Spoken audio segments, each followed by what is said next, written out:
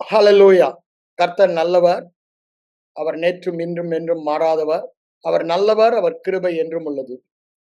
தேவ கிருபை என்றும் உள்ளது என்று திரும்பவுமாக நான் சொல்லுகிறேன். அவர் நல்லவர். அவர் கிருபை என்றும் உள்ளது. மறுபடியுமாக இந்த வேத பாட கல்லூரி மாணவர்கள் மத்தியிலே வந்து தேவனுடைய வார்த்தையை பகிர்ந்து கொள்வதில் நான் மிகவும் சந்தோஷப்படுகிறேன். தேவன் நேற்றும் இன்றும் மாறாதவர். அவருடைய வார்த்தை என்றுமே மாறாததாயிருக்கிறது. ஆகவே அந்த வெளிப்பாடோடு நான் உங்களோடு பேசுகிறேன். தேவ வார்த்தையை சார்ந்து உங்களோடு பேசுகிறேன். தேவனுடைய வார்த்தை மாறாததாக, நித்தியமாக, உண்மை உள்ளதாக, சரியானதாக இருக்கிறபடியினால் நாம் வேதம் சொல்லுகிற ஒவ்வொரு வார்த்தைகளையும் சத்தியம் என ஏற்றுக்கொள்ளுகிறோம்.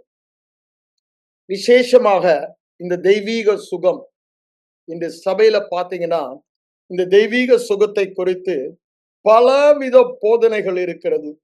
போதனைகள் என்று சொல்லும் பொழுது தவறான போதனைகள். இந்த தவறான போதனைகளை தொடர்ந்து சபை மக்கள் கேட்டுக்கொண்டே இருக்கிறபடினால் அவர்களுக்குள்ளே, அதாவது அவங்க மனதிலே, இருதயத்தின் எண்ணங்களிலே ஒரு அரண் உருவாகி விட்டது. ஆகவே நாளடைவில் என்ன பண்ணிட்டாங்க, வியாதியோடு வாழ்வது தேவன் அனுமதிக்கிறார், இல்ல தேவ சித்தம், தேவன் எனக்கு பாடம் புகட்டுகிறார் என்று பல வேறு பிசாசின் உபதேசங்களை சபைக்குள் கொண்டு வந்து விட்டார்கள்.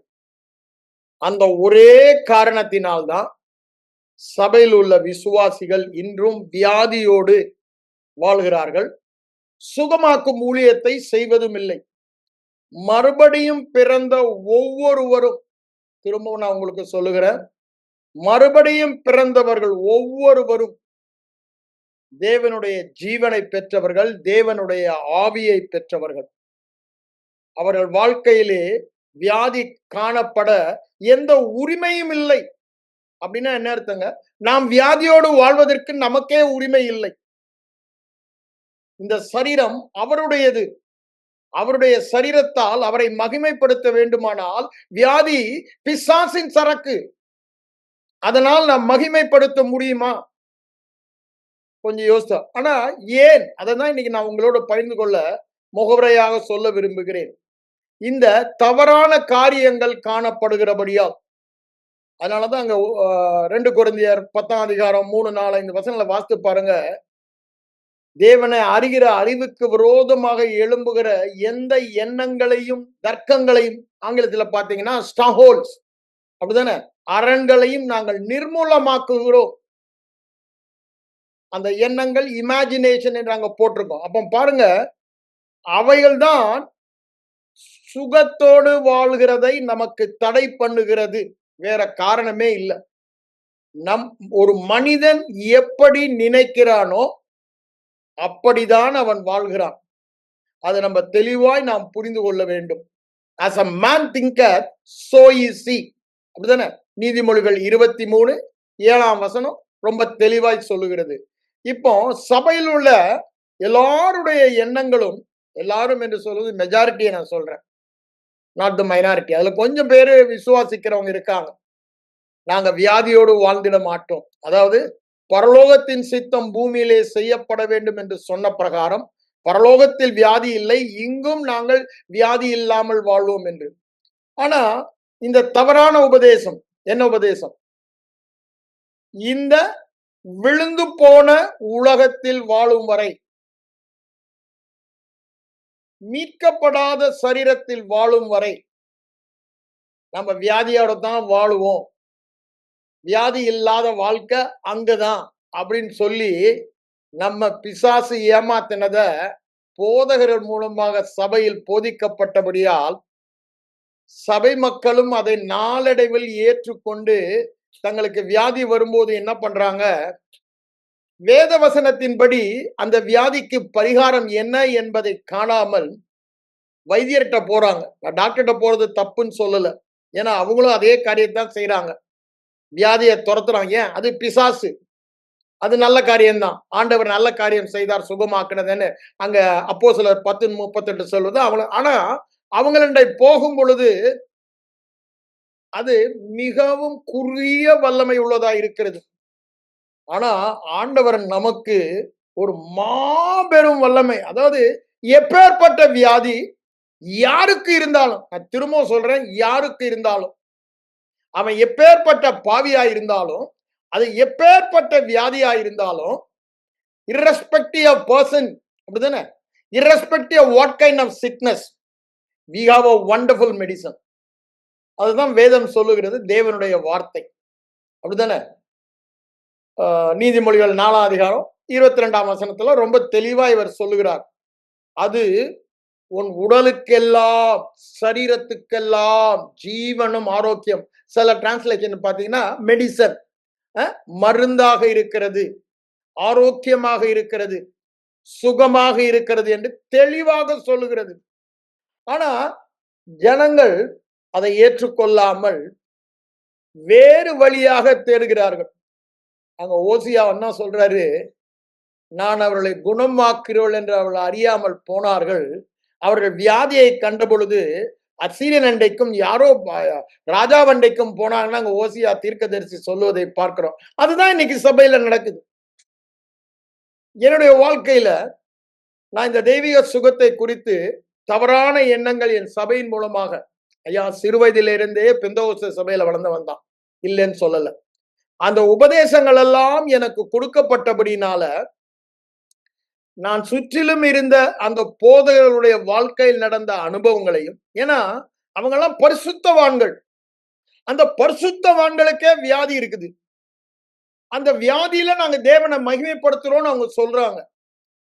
ஆனா அன்றைக்கு எனக்கு அது முட்டாள்தனமாக தெரியவில்லை. அது அப்படியே, ஏன் அவங்க பாரம்பரியத்தை அப்படியே நான் ஏற்றுக்கொண்டேன். அதனால என் மைண்ட்ல ஒரு ஸ்ட்ராங் ஹோல்ட் இருந்தது. நான் வியாதியோடு வாழ்ந்து கொண்டிருந்தேன். ஆனாலும் வேதத்தை படிக்கும் பொழுதெல்லாம் எனக்கு ஒரு கேள்வி வரும். எகிப்தியருக்கும் இஸ்ரவேலருக்கும் வித்தியாசத்தை காண்பிப்பேன் அங்க யாத்ராகமம் 12ஆம் அதிகாரத்துல சொல்லி அந்த வித்தியாசத்தை காமிக்கிறார். அங்க 8, 9, 10 வரிசையா 4 அடுத்த அதிகாரத்துல அதை நம்ம பார்க்கலாம். வித்தியாசத்தை காண்பிப்பேன்னு சொல்றாரு, வித்தியாசத்தை காண்பிக்கிறாரு. அதேதான் மல்கியா தீர்க்கதரிசி 3ஆம் அதிகாரம் முடியும் போது அப்படிதான் சொல்றாரு, நான் வித்தியாசத்தை காண்பிப்பேன் தான் சொல்றாரு. அதாவது பூமியில் உள்ள சகல ஜனங்களிலும் உங்களை மாத்திரம் எனக்கு சொந்தமாக எடுத்துக்கொண்டேன் என்று சொல்லுகிறாரு. சகல ஜனங்களிலும் நீங்கள் ஆசீர்வதிக்கப்பட்டவள் என்று சொல்லுகிறாரு. சொல்லிட்டு உடனே சொல்றாரு, எகிப்தியருக்கு வரப்பண்ணின வியாதியை உங்களுக்கு வரப்பண்ணேன்ற, வியாதியை உன்னை விட்டு விலக்குவேன், எல்லாம் சகல வியாதியும் உன்னை விட்டு விலக்குவேன், சகல நோய்களையும் உன்னை விட்டு விலக்க என்றாரு. நானே உன் பரிகாரியாகிய கர்த்தர் உன்னை, அவ்வளவோ அவர் சொல்றாரு. அப்ப என் இருதயத்துல இந்த கேள்விதான், மறுபடியும் பிறந்த புது சிருஷ்டியாக எனக்கும் வியாதி வருகிறது, தேவனை அறியாத இந்து மதத்தினருக்கும் வியாதி வருகிறது, அப்ப என்ன வித்தியாசம்? வேதம் சொல்லுகிறது, நீ விசேஷமானவன், நீ ஆசீர்வதிக்க மாட்டவன், நீ சாதாரண மனிதன் இல்ல, சகல ஆசீர்வாதங்கள், அதில் ஒரு ஆசீர்வாதம் தெய்வீக சுகம். ஆனா வித்தியாசம் இல்ல நடைமுறை வாழ்க்கையில. இது எனக்கு ஒரு பெரிய கேள்வியாக அந்த நாட்களில் இருந்தது. ஏன் வித்தியாசம் காணப்படவில்லை? அவனுக்கும் ஃப்ளூ வருது, எனக்கும் ஃப்ளூ வருது. அந்த சூழ்நிலையில தான் தேவன் என்னோடு இடைபட ஆரம்பித்தார். அப்போ எனக்கு இன்னொரு அரணும் இருந்தது. என்ன அரண்? இந்த தெய்வீக சுகம் ஏன் நான் பெறவில்லை என்றால், விசுவாசத்தினால. விசுவாசத்தை குறித்த ஒரு தவறான எண்ணம் என்னில் இருந்தபடியால் என் போதகர் எனக்கு போதித்தது. விசுவாசம்னா குருட்டு விசுவாசம், பிளைண்டா. அதாவது அந்த விசுவாசம் என்றால் வேதம் சொல்லுகிற என்ன என்பதை காணாம வேத விசுவாசத்துக்கு விரோதமாக பேசிக் கொண்டிருந்தேன். உதாரணமாக சொல்ல வேண்டுமானா, சுகமானேன் என்று வியாதியோடு இருக்கும் பொழுது சொல்லுவது சுத்த பொய் அப்படின்னு நான் சொன்னேன். ஏன்? எனக்கு அவ்வாறு போதித்தபடினால அது என்னுடைய எண்ணமாய் இருந்தது. நான் வியாதியோடு இருந்தா வியாதின்னு தானே சொல்லணும். நீங்க என்ன விசுவாச போதகர்கள்லாம் வந்துட்டு நான் சுகமானேன்னு சொல்றாங்க. நான் பாவம் செய்யும் போது என்னை நீதிமான் சொல்றாங்க. நான் பலவீனமா இருக்கும்போது என்ன பலவான் சொல்றாங்க.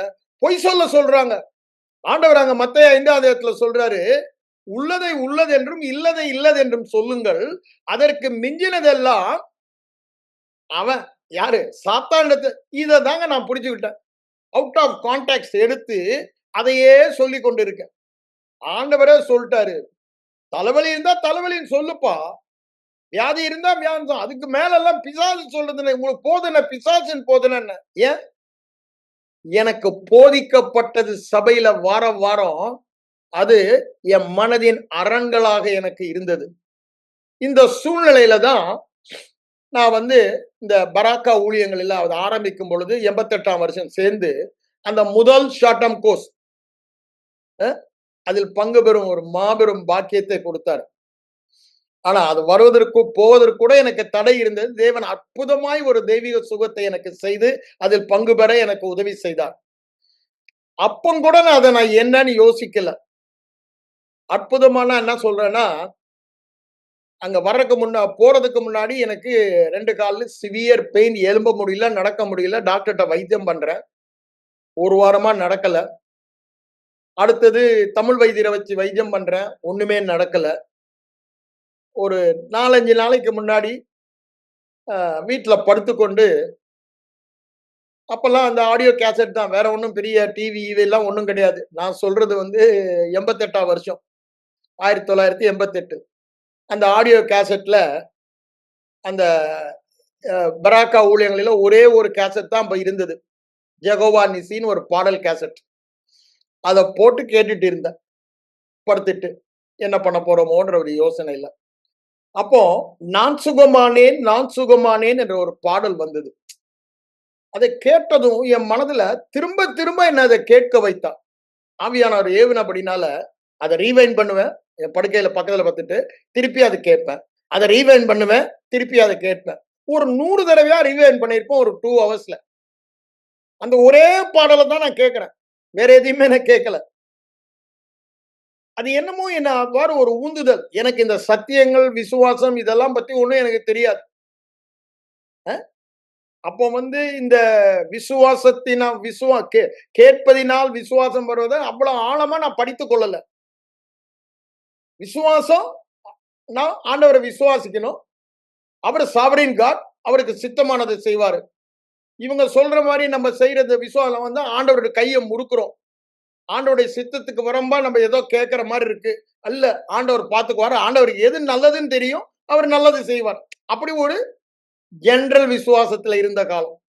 அப்பதான் இந்த பாடலை திரும்ப திரும்ப திரும்ப நான் போடும் பொழுது என்ன அறியாம என் இருதயத்துக்குள்ள அந்த வார்த்தையில் அந்த பாடல் பார்த்தீங்கன்னா, நான் சுகமானேன் சுகமானேன். இந்த பராக்கா ஊழியத்தின் தலைவர் எழுதின சூப்பர் வெளிப்பாடு. ஃபுல்லாவே அதை திரும்ப திரும்ப கேட்க கேட்க என் இருதயத்துக்குள்ள போகுது. நான் சுகமானேன். நான் அப்ப பாருங்க, already I am heal, I am already heal. திரும்ப திரும்ப அது உள்ள போகுது. போக போக இருதய வெளிப்பாடு. அது மாத்திரம் சொல்லுது, இயேசு சுமந்து விட்டார், நான் ஏன் சுமக்கணும்? இயேசுவின் ரத்தம் பிணிப்போல் போக்கும் மருந்து. அது மாதிரி நிறைய வருது. அப்படித்தானே? பிள்ளைகளின் அப்பம். இதெல்லாம் இந்த தெய்வீக சுகத்தை குறித்து வேதத்தில் சொல்லப்பட்டதை அது பாடலாக எழுதப்பட்டபடியால் அதை கேட்க கேட்க கேட்க கண்டினியூஸ் ஹியரிங். ரோமன் 10:17 சொல்றாருல, ரோமர்ல. அதுதான் தொடர்ந்து கேட்கும் பொழுது அப்படியே இருதயத்துல பதிஞ்சிருச்சு. பதிஞ்சுன்னா ஒரு வெளிப்பாடு எனக்கு வந்தபடினால, அப்ப எனக்கு தெரியாது. இப்பதான் அதெல்லாம் யோசித்து பார்க்கிறேன்.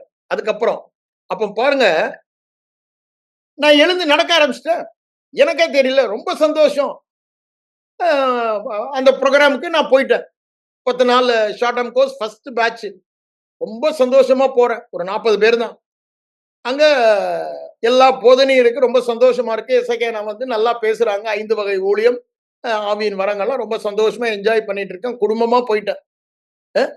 எனக்கு கை குழந்தைய ஒய்ஃபு கூட அங்க இருக்கான். அடுத்த பையன் 2 வயசோ 2.5 வயசோ அவன் கூட. எல்லாத்தையும் கூட்டிட்டு அங்க போயாச்சு. மூத்த மகனை மட்டும் அவங்க தாத்தா பாட்டி வீட்டுல விட்டுட்டு அங்க போயாச்சு. அப்போ பாருங்க, அந்த மீட்டிங் அட்டெண்ட் பண்ணும்போது, அங்க விசுவாச போதனைய ஒருத்தர் போதிக்கிறாரு. கோமஸ்ன்னு ஒரு ரொம்ப நல்ல ஃபெய்த் பிரீச்சர். அவர் பேச ஆரம்பிச்சதும், எனக்குள்ள இந்த தவறான உபதேசம், பாரம்பரிய உபதேசம் இருந்தபடியினால நிறுத்திட்டேன். கோமஸ், you have to stop it. அ நீங்க சொல்றது வேதத்துக்கு ஒவ்வாதது. வேதம் சொல்லுகிறது, உள்ளதை உள்ளதென்றும் சொல்லுகிறது. நீங்க சொல்றீங்க, வியாதி இருக்கும்போது சுகமானேன்னு சொல்லணும். அத சொன்னா தான் சுகம் பெற முடியும்னு சொல்றீங்க. அது தவறுன்னு சொல்லி ஆர்கியூ பண்றேன். அவர் சொல்ல, நான் சொல்ல, அவர் சொல்ல, நான் சொல்ல. என்னால அங்க உட்கார முடியாது. அவர நிறுத்திட்டேன். உங்கள மாரிலாம் நான் சைலன்ட்டா உட்கார்ற ஆள் இல்ல. அதுக்குள்ள ஜனங்க ஓடி அண்ணன கூட்டிட்டு வந்துட்டாங்க. 2 பேரும் ஆர்கியூ பண்ணிட்டு இருக்காங்க. அண்ணன் வந்து 2 பேரையும் உட்கார வச்சு, இதெல்லாம் ஆர்கியூ பண்ணக்கூடாது. அந்த எபேசியர் 4ஆம் அதிகாரத்துல ஒரே விசுவாசம் இருக்கணும். அந்த ஒரே விசுவாசம் வர வரைக்கும் நீங்க ஆண்டவரிடத்துல கேளுங்க. வெயிட் பண்ணுங்க. அறிவிலும், விசுவாசத்திலும் நம்ம வளரணும். அந்த வளர்ற வரைக்கும் நீங்க ஆர்கியூயே பண்ணக்கூடாதுன்னு நிறுத்திட்டு போயிட்டாங்க. ஜெபம் பண்ண. அன்னைக்கு ராத்திரி ஃபுல்லா அங்க யாருமே தூங்கல. எல்லாருக்கும் இதே கேள்வி. இந்த விசுவாச போதனை கோமஸ் சொல்றாரு, அது சரியான போதனையா? இல்ல சந்தசிங் சொல்றாரு, அது கள்ள போதனை. அதற்கு மிஞ்சினது அவனுடையதுன்னு சொல்றாரு. வசனத்த கோட் பண்ணித்தானே சொல்றாரு. அப்படின்னு சொல்லி ஒரே குழப்பம். அப்படி ஒரு குழப்பத்த உண்டு பண்ணினவன் தான் நானு. ஏன் அத சொல்ல வரேன்? அப்போ இந்த தவறான ஸ்ட்ராங் ஹோல்ட் எவ்வளவு தூரத்துக்கு என் மனதில இருந்தபடினால, இந்த விசுவாசத்தினால தான் நீதிமான் சுகமாய் வாழ்வான். விசுவாசத்தினால தான் பிழைப்பான். 4 தடவ வேதத்துல சொல்றாரு. ஆனா, அன்னைக்கு எனக்கு அது தெரியல. படிச்சிருக்கேன். நல்லா தெரியும் எனக்கு. எங்கெங்க இருக்குன்னு. ஆனா, அது எனக்கு உபயோகப்படல. ஏன்? என் மனதில ஒரு அரண், பிசாசு அப்படியே சொல்லப்போனா என் மனத அவன் புடிச்சுட்டான். வேற வார்த்தையே இல்ல. என் ஆவிய அவன் தொட முடியாது. என் மனத புடிச்சனால என் சரீரத்தையும் புடிச்சுட்டான். அவன் எப்பொழுதுமே அப்படிதான். அவனுக்கு நல்லாவே தெரியும். எது தெரியும்? நீதிமொழிகள் 23:7 அவனுக்கு நல்லாவே தெரியும். அவன் மனத பிடிச்சுட்டான், அவன் சரீரத்த பிடிச்சிடலாம். ஆவிய தொடவே முடியாது. நிச்சயமா அவன் ரட்சிக்கப்பட்டான். பரிசுத்த ஆவியினால முத்திர போட்டாரு. பக்கத்துல கூட நான் போ முடியாது ஆவியில. நிச்சயமா அவனை இழந்துட்டேன். ஆனா ஒண்ணு செய்யலாம். இந்த உலகத்துல மற்ற மக்களுக்கும், அதாவது உலக மக்களுக்கும், ரட்சிக்கப்பட்ட மக்களுக்கும் வித்தியாசம் இல்லன்றத நான் காண்பிச்சேன்னா, ஒரு பையன் அங்க போமாட்டான்.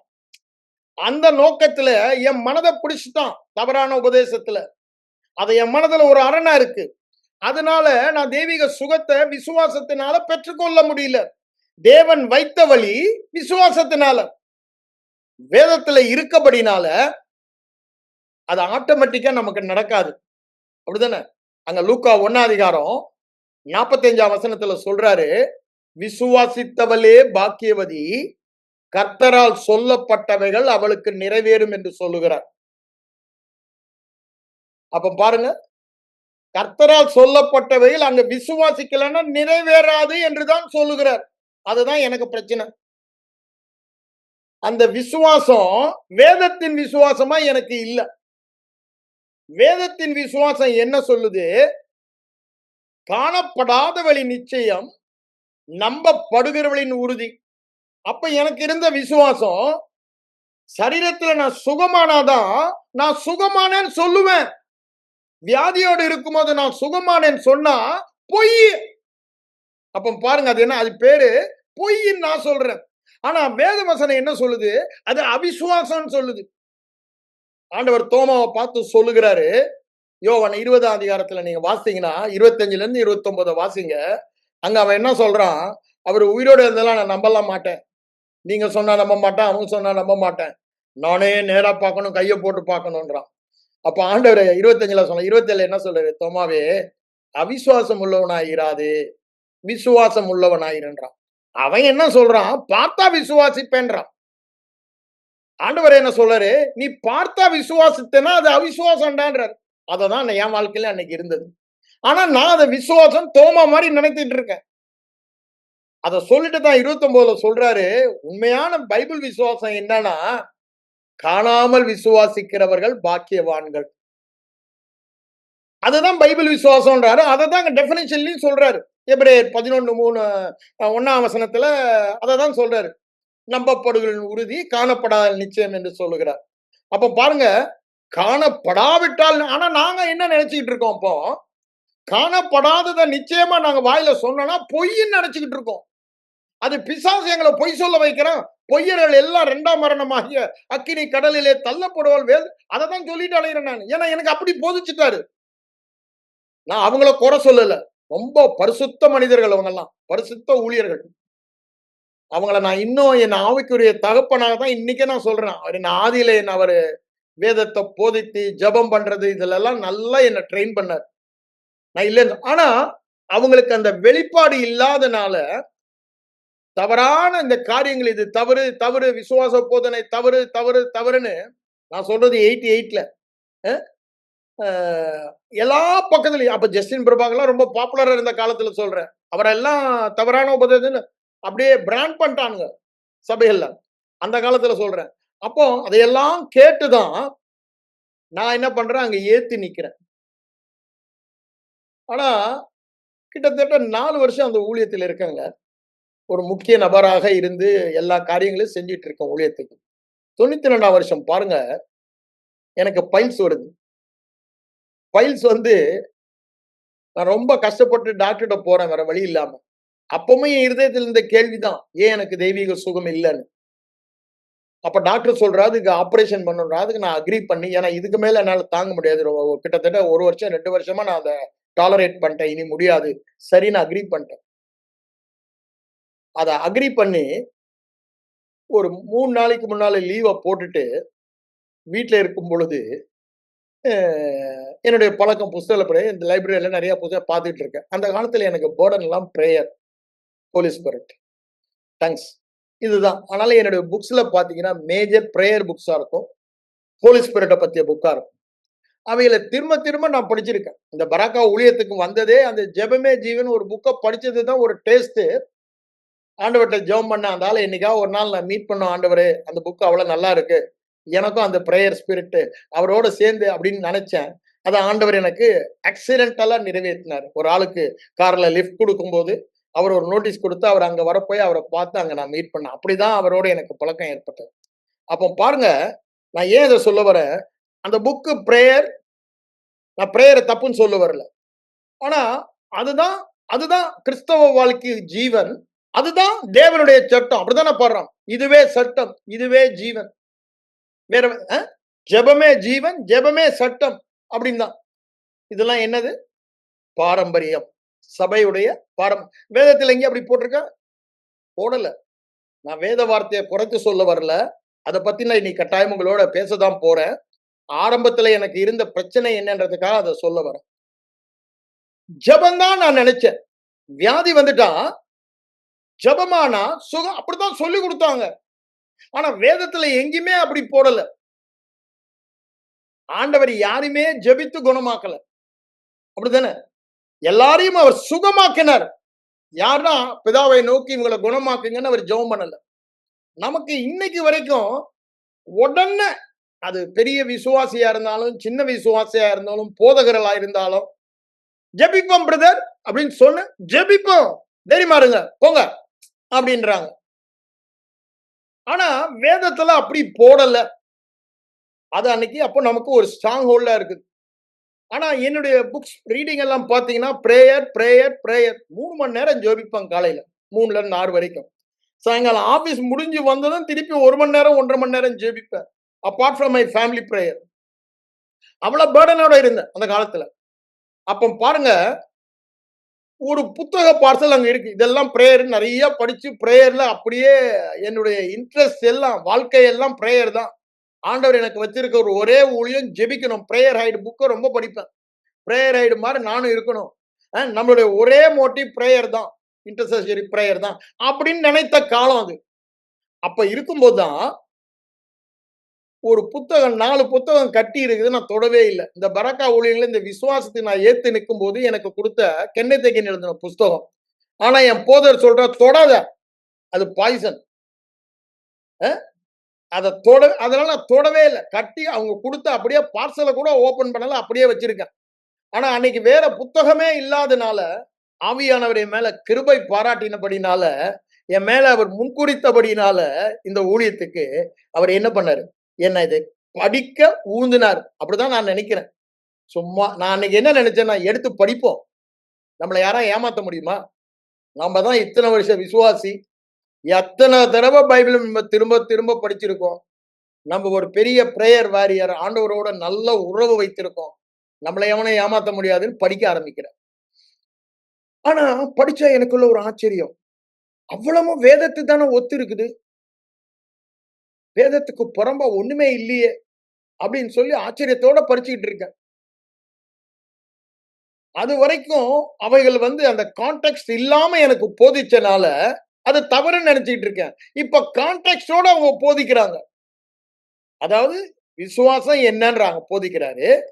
அப்ப வியாதியா இருக்கும்போது, ஆண்டவருடைய பார்வையில நீ ஏற்கனவே குணமாயிட்ட. உன் ஆவி மனிதன் சுகமா தான் இருக்கான். அததான் நீ சொல்ற. இல்லாததை இருக்கிறது போல் நீ அழைக்கிறதுன்னா, சரீர மண்டலத்துல அது இல்ல. ஆனா ஆவி மண்டலத்துல இருக்கு. அப்படின்னு ரொம்ப அழகா தெளிவா அங்க சொல்றாரு. அதெல்லாம் படிக்கும்போது எனக்கு ஐயோ! நம்ம இவ்வளவுலாம் தப்பு பண்ணியிருக்கோமே அப்படின்னு யோசிச்சு படிச்சுக்கிட்டே இருக்கேன். இது உண்மையா? அது உண்மையா? விச் இஸ் ஆனா நமக்கு ஆண்டவருடைய வார்த்தை தான் ஃபைனல். ஆனா ஆண்டவருடைய வார்த்தையை பேஸ் பண்ணி தான் அவர் எழுதியிருக்காரு. நானும் அத வச்சு தான் ஆர்கியூ பண்ணேன். அவரு ஆண்டவர். அப்போ அவர் ஹோல் கான்டெக்ஸ்ட சொல்லும் பொழுது எனக்கு ஓரளவுக்கு ஒரு கன்விக்ஷன் வருது. அவர் சொல்றது கரெக்ட் தான்ற மாரி எண்ணம். அப்போ என்னுடைய பக்கத்து வீட்டு ஆண்டி கூப்பிடுறாங்க. "தம்பி, இந்த 3வது வீட்டு தம்பிக்கு உடம்பு சரியில்ல. நீ ஜெபிப்பான்றாங்க." அப்ப நான் யோசிக்கிறேன். நான் இன்சூரன்ஸ் கம்பெனில டிவிஷன் மேனேஜரா இருக்கேன். என்ன கூப்பிடுறாங்களே. நான் என்ன இந்த பராக்கா ஊழியத்தில் இருக்கனால, வாரத்துல ஒரு நாள் அந்த பராக்கா ஊழியத்துக்காக எல்லாரும் ஒரு 10 பேர் வருவாங்க. வீட்ல ஜெபிப்போம். மாசத்துல ஒரு நாள் உபவாசம். பராக்கா ஊழியத்துக்காக நாங்க எல்லாரும் சேர்ந்து உபவாசம் பண்ணி ஜெபிப்போம். அன்னைக்கு ஒரு 40, 50 பேர் வருவாங்க. என்னடா இத பார்த்துக்கிட்டு நம்மள கூப்பிடுறாங்களே! நமக்கு தெரிஞ்சதெல்லாம் இதுதானே. நம்ம சுகமாக்கும் ஊழியத்த எப்படி செய்ய முடியும்? நம்ம போய் யாருக்கு ஜெபிச்சு சுகமாவாங்க? எனக்கே 2 வருஷமா ஜெபிக்கிறேன், சுகம் இல்ல. நானும் வியாதி பட்டு எழும்பி திருப்பி இந்த கேள்வியோட வாழ்ந்து கொண்டிருக்கேன். என்ன பண்றது? அவங்க முதிர்ந்த வயது உள்ளவங்க. அவங்களுக்கு நோ சொல்ல முடியாது. வரேன் ஆன்டின்ட்டு எழும்பி போறேன். ஆனா மனசுக்குள்ள இதே தான் சொல்றேன். எனக்கே சுகம் இல்லன்னு தான் சொல்றேன். கடைசியா ஆவியானவரே, எனக்கு என்ன பண்ணேன்னே தெரியல. நீங்க எனக்கு உதவி செய்யுங்க. நீங்க எனக்கு உதவி செய்ய வந்தவன் நான் வேதத்துல வாசிச்சிருக்கேன். ஏன்னா, அப்ப நெறைய ஹோலி ஸ்பிரிட் பிரேயர் தானே படிக்கிறேன். அத தான் செஞ்சேன். உதவி செய்யுங்க ஆவியானவரேன்னு சொல்லிட்டு நான் போறேன். போனா அங்க போனதும் இத தான் பேசுறேன். தம்பி எப்படி இருக்கீங்கன்னு கேட்டுட்டு, ரட்சிக்கப்பட்டீங்களான்றேன். கேள்வி. அவன் கொஞ்சம் அஷ்டாங்க, ஆமாண்ணே ரட்சிக்கப்பட்டேன்றான். எப்படி தம்பி நீங்க ரட்சிக்கப்பட்டீங்கன்னு கேட்கிறேன் அடுத்த கேள்வி. அவர் சொல்றாரு, அப்படி நான் ரட்சிக்கப்பட்டேனே, எனக்கு தெரியும்தான்றாரு. நான் சொன்னேன், நீங்க பார்த்தீங்களா? தேவதூதன் உங்களுக்கு ஏதாவது சொன்னாரா? ஆண்டவர் ஏதாவது உங்கட்ட நீ ரட்சிக்கப்பட்ட உன் பாவம்லாம் மன்னிக்கப்படும் சொன்னாரான்னு? அப்படின்னாரு. தம்பி எனக்கும் சொல்லல. எனக்கும் ஆண்டவரோட சத்தம் கேட்கல. எந்த விஷனும் இல்ல. ஆனா ஒண்ணே ஒண்ணு எனக்கு தெரியும். இந்த வேத வசனம் சொல்லுது. இந்த வேத வசனம் எந்த நாளும் பொய் சொல்லாது. அவருடைய நாமத்தின் மேல் விசுவாசம் இதே தான் சொல்றேன். யோவான் 1:12 எடுத்து. அத்தனை பேர்களும் தேவனுடைய பிள்ளைகளாக அதிகாரம் கொடுத்தார்ன்றாரு.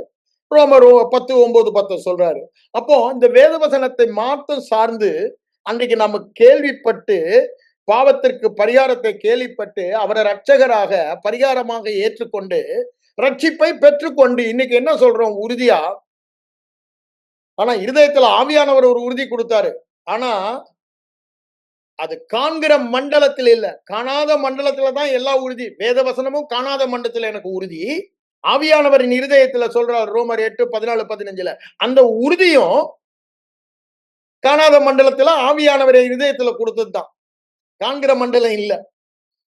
ஆனா அதுல மட்டும் நம்ம ஸ்ட்ராங்கா நிக்கிறோம். அதனாலதான் கேட்டேன், தம்பி இது கரெக்டா? வேத வசனத்தை எங்க பார்த்தாலும் தெய்வீக சுகமும் பாவ மன்னிப்பும் சேர்ந்தே போகுது. ஏசாயா 53 அதிகாரத்தை எடுங்க. 4, 5, 6 வசனங்களை பாருங்க. முதல்ல வியாதியை சுகமாக்கினான் சொல்லிட்டு தான் 6ஆம் வசனத்துல பாவங்களை அங்க வியாதியை சுமந்தார் சொன்ன பிறகு பாவத்தை சுமந்தார்ன்றார். சங்கீதம் 103:3 பாருங்க. பாவங்களை எல்லாம் மன்னித்து அக்கிரமங்களை எல்லாம் மன்னித்து நோய்களை எல்லாம் நீக்கி குணமாக்கினார் தான் சேர்ந்தே தான் போகுது. எல்லா இடங்களிலும் அப்படித்தான் சொல்றாரு. நீங்க வேதம் முழுவதுமா பார்க்கலாம். அது சேர்ந்தே தான் போகுது. 1 பேதுரு 2:24 வாங்க. அங்கேயும் அப்படித்தானே சொல்லுகிறாரு. ஆகவே ஆனா ஒண்ணுக்கு மட்டும் நம்ம இத நான் புத்தகத்துல படிச்சத அப்படியே சொல்றேன். ரட்சிப்புக்கு, பாவ மன்னிப்புக்கு காண்கிற மண்டலத்துல அடையாளம் இல்லாம நம்ம என்ன பண்றோம்? ரட்சிக்கப்பட்டேன்றோம். அத பொய்ன்னு நம்ம சொல்றது இல்ல. ஆனா வியாதிக்கு நம்ம அப்படி சொல்றோம். காண்கிற மண்டலத்துல நான் சுகமானத பார்க்காதனால அத நம்ம ஒத்துக்கிறது இல்ல. இது சரியா தம்பின்னு. நம்ம எல்லாவற்றையும் ஒரே ஒரு வசனம் சொன்னா முழுமையா ஏற்றுக்கணும். அந்த வசனத்துல ஏ பகுதிய விசுவாசிப்பேன், பி பகுதிய விசுவாசிக்க மாட்டேன்னா, அது சரியா தம்பின்னு. பட்சபாதம் அல்லவான்னு. கரெக்ட்டுண்ணே. அது அப்படியே நமக்கெல்லாம் பழகிடுச்சுண்ணே. அப்ப நீ விசுவாசிக்கிறியா தம்பின்னு அடுத்த கேள்வி கேட்டேன். என்னன்னா, எப்படி உன் பாவத்த சுமந்தாரோ, அதே மாதிரி வியாதிய சிலுவையில, அதே பரிகாரத்துல அவர் செய்து முடித்துட்டார். இது நம்புறீங்களா தம்பின்னு. ஆமாண்ணே நான் நம்புறேன், விசுவாசிக்கிறேன்னா. அப்படின்னா என்ன அர்த்தம் தெரியுமா தம்பி? இந்த வியாதி உங்க மேல இல்ல. அவர் மேல இருக்குது. அவருடைய சுகத்த உங்களுக்கு குடுத்துட்டாரு. நீங்க சுகமா இருக்கீங்கன்னு சொல்றாரு. அத நீங்க ஆமா. அப்ப நம்ம 2 பேரும் ஒருமனப்படுவோம்ன்னு சொல்லிட்டு, ஆண்டவரே நானும் தம்பியும் ஒருமனப்பட்டோம். நீங்க இந்த வியாதிய எடுத்துக்கிட்டீங்க. இப்ப தம்பி சுகமா இருக்கீங்க. நாங்க அத காண்கிற மண்டலத்துல இல்லாட்டியும், உங்க வார்த்தை சொல்றத சார்ந்து நாங்க அதை ஏற்றுக்கொள்கிறோம். உமக்கு நன்றின்னு சொல்லிட்டு 2டே வார்த்தையில எழும்பி வந்துட்டேன். ஆள விட்டா போதுன்னு ஓடி வந்துட்டேன். பாருங்க, எனக்கு அப்ப அந்த வார்த்தை சொல்லும்போது சுத்தமா விசுவாசம் இல்ல. நான் படிச்சத கிளிப்புள்ள மாரி அவருக்கு சொல்றேன். ஆனா அடுத்த நாள் காலையில ஆன்டி வராங்க. அவன் சுகமாயிட்டான், சுகமாயிட்டான்றாங்க. ஒரே சந்தோஷத்தோட. எனக்கு பெரிய சந்தோஷம். ஆன்டி போன பிறகு நான் ஆண்டவர்ட்ட கேட்கிறேன், ஆண்டவரே அவன சுகமாக்கிட்டீங்கல்ல. ஏன்? என் பாரம்பரியம் என்ன இருக்கு? என்னமோ நான் போய் ஜெபம் பண்ணா, அந்த ஜெபத்துக்கு ஆண்டவர் பதில் குடுத்துட்டாரு. நான் ஜெபம் பண்ணி தான் அவன் சுகமாயிட்டான். ஆனா அது நடந்தது அது இல்ல. நான் வசனத்த சொன்னேன். அவன் கேட்டான். கேட்டதுனால விசுவாசம் வந்தது. ஆகவே அவன் சுகத்த பெற்றுட்டான். அவ்வளவுதான். வேற காரணமே இல்ல. ஆனா நான் என்ன நினைச்சுக்கிட்டேன், நான் போய் ஜெபம் பண்ணி அவன் சுகமாயிட்டான்.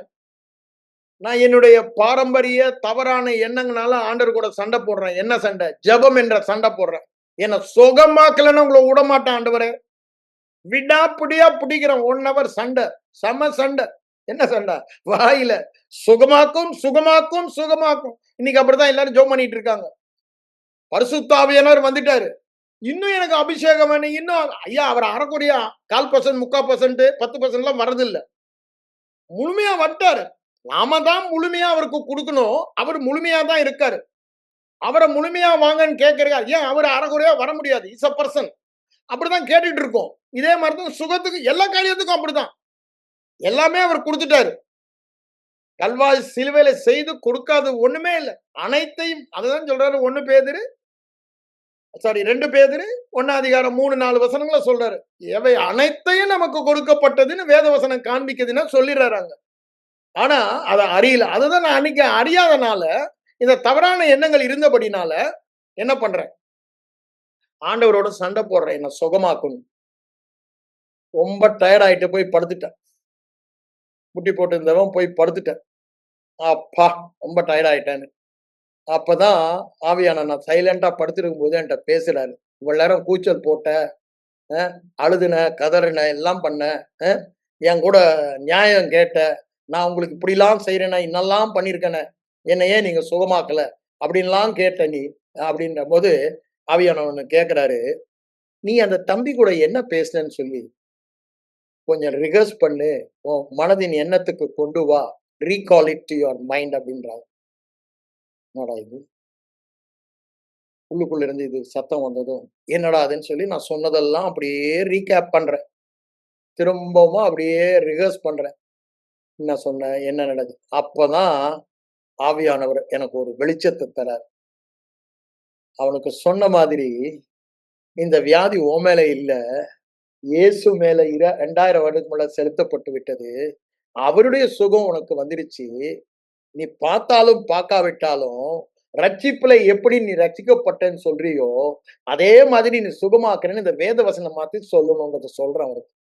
அப்போ நான் அவனுக்கு ஒண்ணு சொன்னேன். ஆனா எனக்கு வரும்போது மாத்தி அப்ளை பண்றேன்.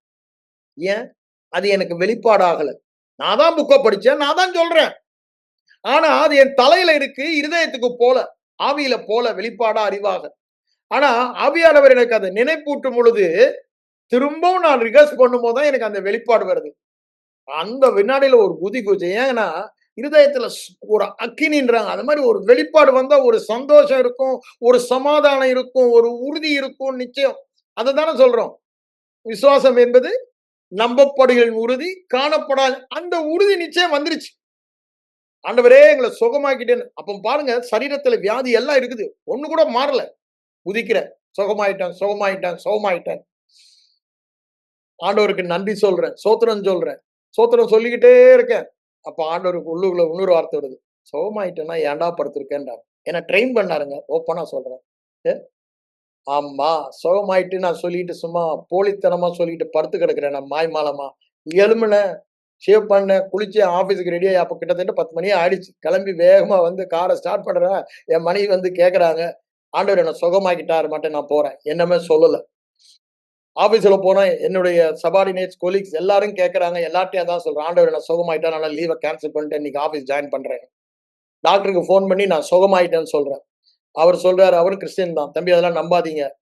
அது பிரம்மம் மாரி 2 நாள் இட்ஸ் மைண்ட் ஓவர் மேட்டர். உங்கள பாஸ்டர்மாருங்க பிரெயின் வாஷ் பண்ணிட்டாங்க. உங்க மனதுல அந்த எண்ணம் 2 நாளைக்கு இருக்கும். இந்த வேதனை தாங்காம நீங்க கஷ்டப்பட்டு என்கிட்ட வருவீங்க பாருங்கன்றாரு. நான் பார்த்துக்கிறேன் டாக்டர். எனக்கு ஆப்பரேஷன் வேணான்னு சொல்லிட்டேன். அந்த வாரம் ஊழியத்துக்கு போம்போது பாஸ்டர் சாயங்காலத்துல அவுட்ரீச்ல அவர் செய்தி கொடுக்கறனால சந்திரசிங் நீங்க வந்து உங்க சாட்சிய சொல்லுங்கன்றார். நான் போய் அங்க என் சாட்சிய சொல்றேன். அப்ப இதையும் சேர்த்து சொல்றேன். பாருங்க, எனக்கு போன வாரம் இந்த மாரி இருந்துச்சு. நான் சர்ஜரி பண்ணியிருக்கணும். ஆனா ஆண்டவர் என்ன தம்முடைய வார்த்தைய அனுப்பி குணமாக்குனாரு. உள்ளுக்குள்ள ஒரே போராட்டம். ஏன்? அன்னைக்கு வரைக்கும் வெளி தோற்றத்துல வித்தியாசமே இல்ல. என் அனுபவத்துல வித்தியாசமே இல்ல. அந்த அறிகுறி எல்லாம் இருக்குது. பாத்ரூம் போனா வேதனையோட பைல்ஸ் வேதனையோட போறேன். ரத்தம் போகுது. வேர்த்து விறுத்து வெளிய வரேன். எவ்ரி டைம் அங்க பாத்ரூம்க்கு போய் நான் மோஷன் போனேன்னா, அந்த பெயினோட தான் வருவேன். அன்னைக்கு வரைக்கும். ஆனா, இந்த இருதயத்துல ஒரு உறுதி. என்னுடைய ஃபீலிங்ல சுகமான ஃபீலிங் ஒண்ணு கூட இல்ல. ஆனா, அதுக்கு மேலான ஒரு உறுதி என் இருதயத்துல, என் ஆவியில வந்தனால தான் சொல்லிட்டு இருக்கேன். ஆகவே அந்த நேரத்துல ஒரு போராட்டம். பிசாசு சொல்றான், "நீ பொய் சொல்ற, பொய் சொல்றன்றான்." நான் அத ஓவர் கம் பண்ணி, அப்படியே என்ன நடந்தது, ஆண்டவர் என்ன சுகமாக்கிட்டார்ன்றத நான் சொல்றேன். இறங்கி வந்தா ஒருத்தர் எனக்கு பைல்ஸ் ஜெபிங்கன்றாரு. அப்பவும் நான் என்ன சொல்றேன், "இதோ பாஸ்டர் இருக்காரு அவர்ட்ட ஜெபிங்கன்ட்டு" நான் போய் ஒரு மூலையில உட்கார்ந்துட்டேன். அடுத்த நாள் காலையில பாருங்க, ரெஸ்ட் ரூம் போறேன். ஒரு சிம்ப்டம் இல்லங்க. Total drastic change. No bleeding, no pain, no sweating. இதுதான் 3 காமன் சிம்ப்டம் இருந்தது அப்போ. சுத்தமா போச்சு. எனக்கு ஒரே சந்தோஷம். ஆனா, உண்மையா சொல்லப்போனா அப்பதான் பெரிய சந்தோஷம். முதல் நாள் ஆண்டவர் வெளிப்பு கொடுத்தாரு. சமாதானம் வந்துச்சு, உறுதி வந்துச்சு, நிச்சயம் வந்துச்சு, ஒரு சந்தோஷம் வந்துச்சுன்னு. அந்த சந்தோஷம் இப்போ அதிகமான மாரி இருந்துச்சு. அப்பதான் எனக்கு ஆண்டவர் எப்படி இந்த வாழ்க்கைக்குள்ள நடத்துகிறாரு. தெய்வீக சுகம் வேதத்துல எழுதி இருக்கிறனால ஆட்டோமேட்டிக்கா நடக்காது. அதற்கு ஆதாரமான வசனம் எடுத்து தியானித்து இருதயத்துல விசுவாசிக்கும் பொழுது ஆவியானவர் வெளிப்பாடு கொடுக்கும்போது அது விசுவாசமாக மாறி நமக்கு ஒரு உறுதி நிச்சயம் தரும் பொழுது அதுல நம்ம விடாப்பிடியா நிற்கும் பொழுது அது நம்முடைய வாழ்க்கையில வெளிப்படுகிறத கத்துக்கொண்டோம்.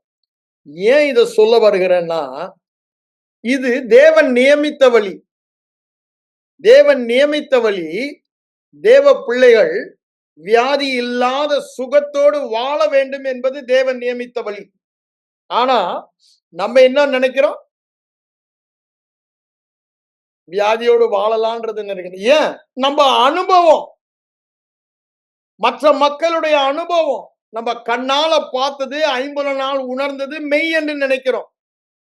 ஆண்டவர் சொல்றாரு, காணப்படாததல்லோ நிச்சயம். காணப்படுகிறவைகளை அல்ல, காணப்படாதவைகளை நோக்கி இருக்கிற நமக்கு அதி சீக்கிரத்தில் நீங்கும் இந்த லேசான உபத்திரம் சொல்லி 2 கொரிந்தியர் 3:18-19 நம்ம அதை வாசிக்கிறோம். காணப்படுகிறவர்கள் அங்க என்ன சொல்றாரு பாருங்க, அநித்தியமானவர்கள், காணப்படாதவைகள் அது டெம்பரரி. ஆனா வேதவசனம் சொல்லுது இல்ல, அதுதானே நித்தியமான வேதவசனம். It's eternal everlasting word. அது சொல்றது நித்தியம். இது இன்னைக்கு இருக்கு. ஆனா அது என்னைக்குமே மாறாதது. அததான் அங்க சொல்றாரு. ஆனா நம்ம எல்லாம் என்ன பண்ணிட்டோம்? காண்கிறதா நித்தியம்னு நினைச்சுக்கிட்டு இருக்கோம். நமக்கு நல்லாவே தெரியுது. இன்னைக்கு ஒண்ணு இருக்கு, நாளைக்கு மாறி போகுது. இன்னைக்கு இருக்கு, நாளை நம்ம பார்க்கிறதெல்லாம் மாறுது. ஆனா ஒண்ணே ஒண்ணு தான் மாறாதது எது? தேவனுடைய வார்த்தை.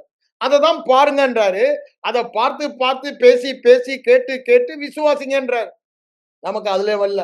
நம்முடைய ஃபோக்கஸ் எல்லாம் என்னன்னா, என் சரீரத்துல அன்னைக்கு நான் சொன்னேன்ல, ஒரு சிம்டமும் இல்ல, ஒரு ப்ளீட் அன்னைக்கு தான் நான் சுகமானேன். அப்படி விசுவாசிக்கிறது விசுவாசம் இல்ல.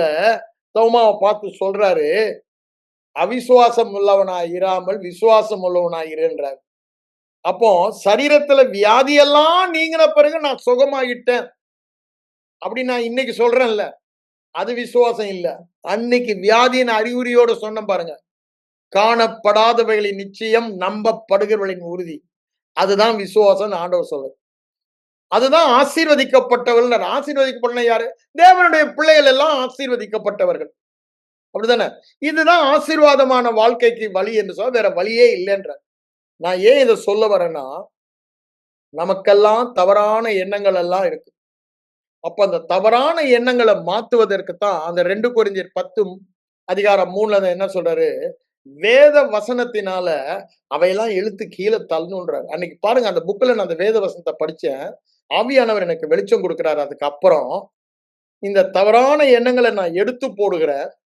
என் எண்ணமெல்லாம் வேத வசனத்தின் எண்ணமாக மாறுகிறது. என்னது? ஆண்டவர் பொய் சொல்ல மாட்டாரு. 2000 வருடங்களுக்கு முன்னாடி அவர் என் வியாதியை சுமந்தாருன்னா அது உண்மை என்று ஏற்றுக்கொள்கிறேன். அதுதாங்க முக்கியம். அதனாலதான் சொல்றேன், இந்த தெய்வீக சுகத்தில் வாழ வேண்டுமானாலும் சரி, திரும்பவும் சொல்றேன், தெய்வீக சுகத்தில் வாழ வேண்டுமானாலும் சரி, தெய்வீக சுகத்தை ஊழியமாக செய்ய வேண்டுமானாலும் சரி, அதாவது healing ministry as well as receiving healing, இதற்கு ஆதாரமே விசுவாசம் தான். ஏன் விசுவாசம்? இது ரெண்டுமே கிருபை. இது ரெண்டுமே கிருபை. கிருபைனா என்ன அர்த்தம்? எல்லாரும் சுகமாகலாம், எல்லாரும் இந்த ஊழியத்தை செய்யலாம். இதுக்கு வரம் பெற்றவர்கள் தான் வேணும்னு இவனுங்க நமக்கு தப்பு தப்பா சொல்லி கொடுத்துட்டாங்க. அதனால நான் கூட சொன்னேன், பாஸ்டர்ட்ட போய் ஜெபிங்க. அப்படிலாம் ஒண்ணும் கிடையாது. மறுபடியும் பிறந்த விசுவாசிகளால் நடக்கும் அடையாளங்களாவன வியாதியஸ்தர் மேல் கைகளை வைப்பார்கள். விசுவாசின்னு தான் சொல்றாரு சுகமாக்குற ஊழியத்தை. திருப்பி யோவான் 14:12 அதுதான் சொல்றாரு. விசுவாசிக்கிறவன் நான் செய்த கிரியைகளையும் செய்வான்றாரு. அவர் செய்த கிரியை predominantly சுகமாக்குறதான் செஞ்சாரு.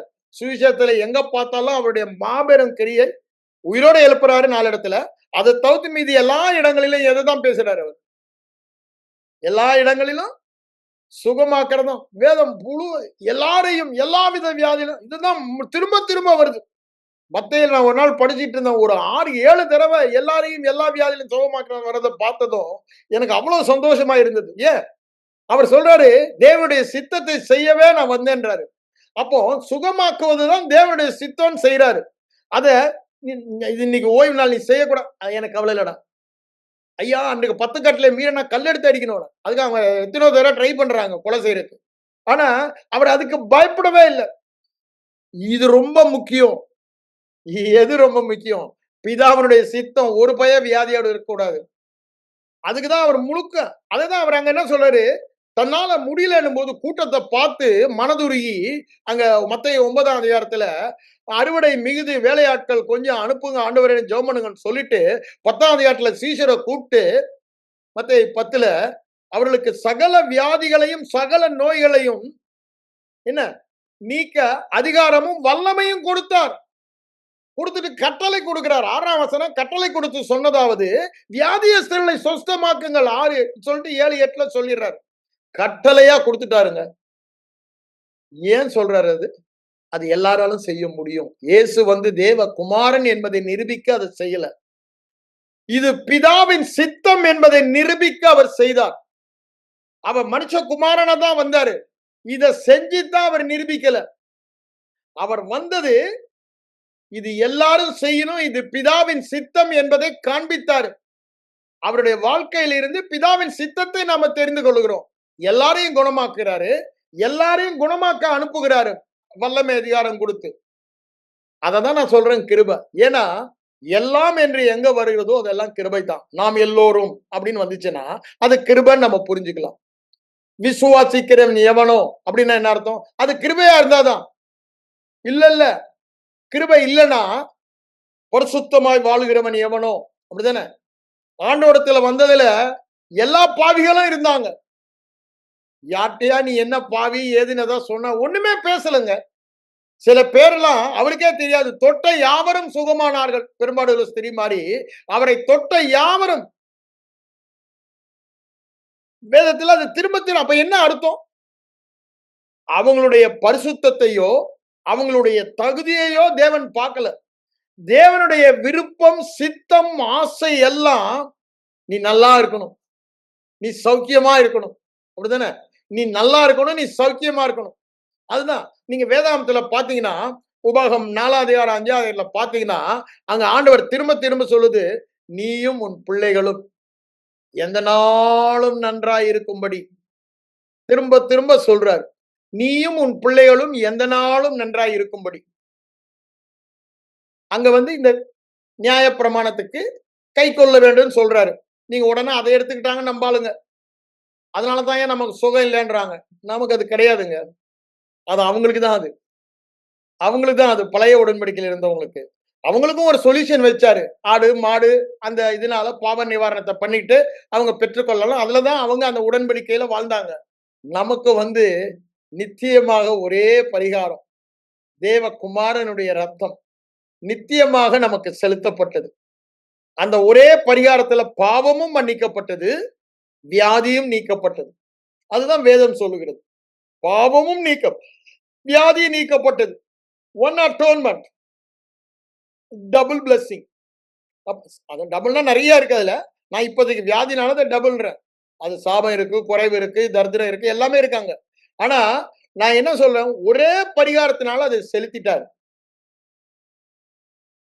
ஆனா நம்முடைய மனம் ஒன்றும் அந்த அளவுக்கு மாற்றப்படலை. அதை தான் பிசாசு எக்ஸ்பிளைன் பண்றான். அது காரணம் என்ன? நாம் கேட்கிற தவறான போதனைகள்.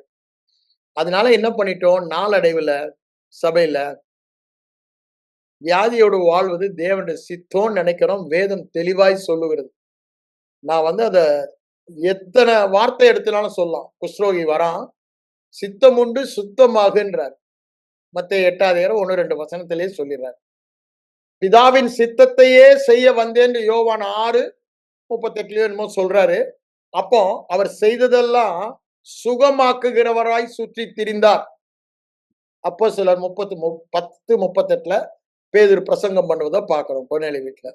வேதம் முழுவதுமா பார்க்கலாம். எல்லாரையும் அப்ப பாருங்க, பிதாவின் சித்தத்தை அவர் தெளிவா காண்பிக்கிறார்.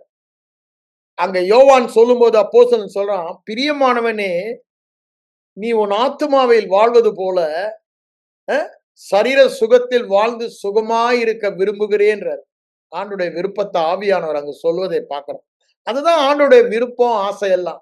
அதனாலதான் அவர் தம்முடைய குமாரனை சிலுவைக்கு அனுப்பி பாவங்களை மாத்திரம் மன்னித்துட்டு நம்மளை உடல வியாதியும் குணமாக்கினாரு. வேறு விதத்துல சொல்ல போனா பாவத்தின் விளைவினால வியாதி உலகத்துல வந்ததுன்னு ரோமர் 5 அதிகாரம் 12 சொல்லுது. ஆனா இயேசு பாவங்களை நீக்கின போது நம்முடைய வியாதியை நீக்கி விட்டார். ஏன்? வியாதிக்கு காரண கர்த்தாவே பிசாசு தான், பாவத்தின் அதிபதி தான். அவனை அழிக்கும்படிக்கு அவர் வந்தார். 1 யோவான் 3:8 சொல்றாரு, பிசாசின் கிரியைகளை அழிக்கும்படி. அங்க கொலேசியர் 2:15 சொல்றாரு, அவனை வெளியரங்க கோலமாக்கி சிலுவையிலே வெற்றி சிறந்தார். அதே நீங்க வந்து எபிரேயர் 2:14 மரணத்தின் அதிகாரி, வியாதியின் அதிகாரி தம்முடைய மரணத்தினாலே அழித்தார் என்று சொல்லுகிறார். அதெல்லாம் எதை காண்பிக்குதுங்க? நம்ம வியாதியோடு வாழக்கூடாதுன்ற தேவ சித்தத்தை நமக்கு தெளிவாய் காண்பிக்கிறது.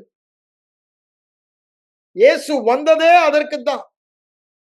பாவ சாப ரோகங்களில் இருந்து நம்மை மீட்பதற்கு வந்தார் என்று சொல்கிறார். இழந்து போனதை மீட்பதற்கு தம்மையே மீட்கும் பொருளாக கொடுக்க வந்தேன் என்று சொல்லுகிறார். இழந்து போனதை ரட்சிக்க வந்தேன். இழந்து போனது என்னங்க? ஆதாம் ஏதேன் தோட்டத்துல இருக்கும் பொழுது தேவ சாயல்ல இருந்தான். அதை இழந்து போனா அதை பெற்றுக்கொண்ட. அப்ப அங்க ஆண்டவர் வியாதி இருந்துச்சா? இல்ல. ஏன்? தேவ சாயல்.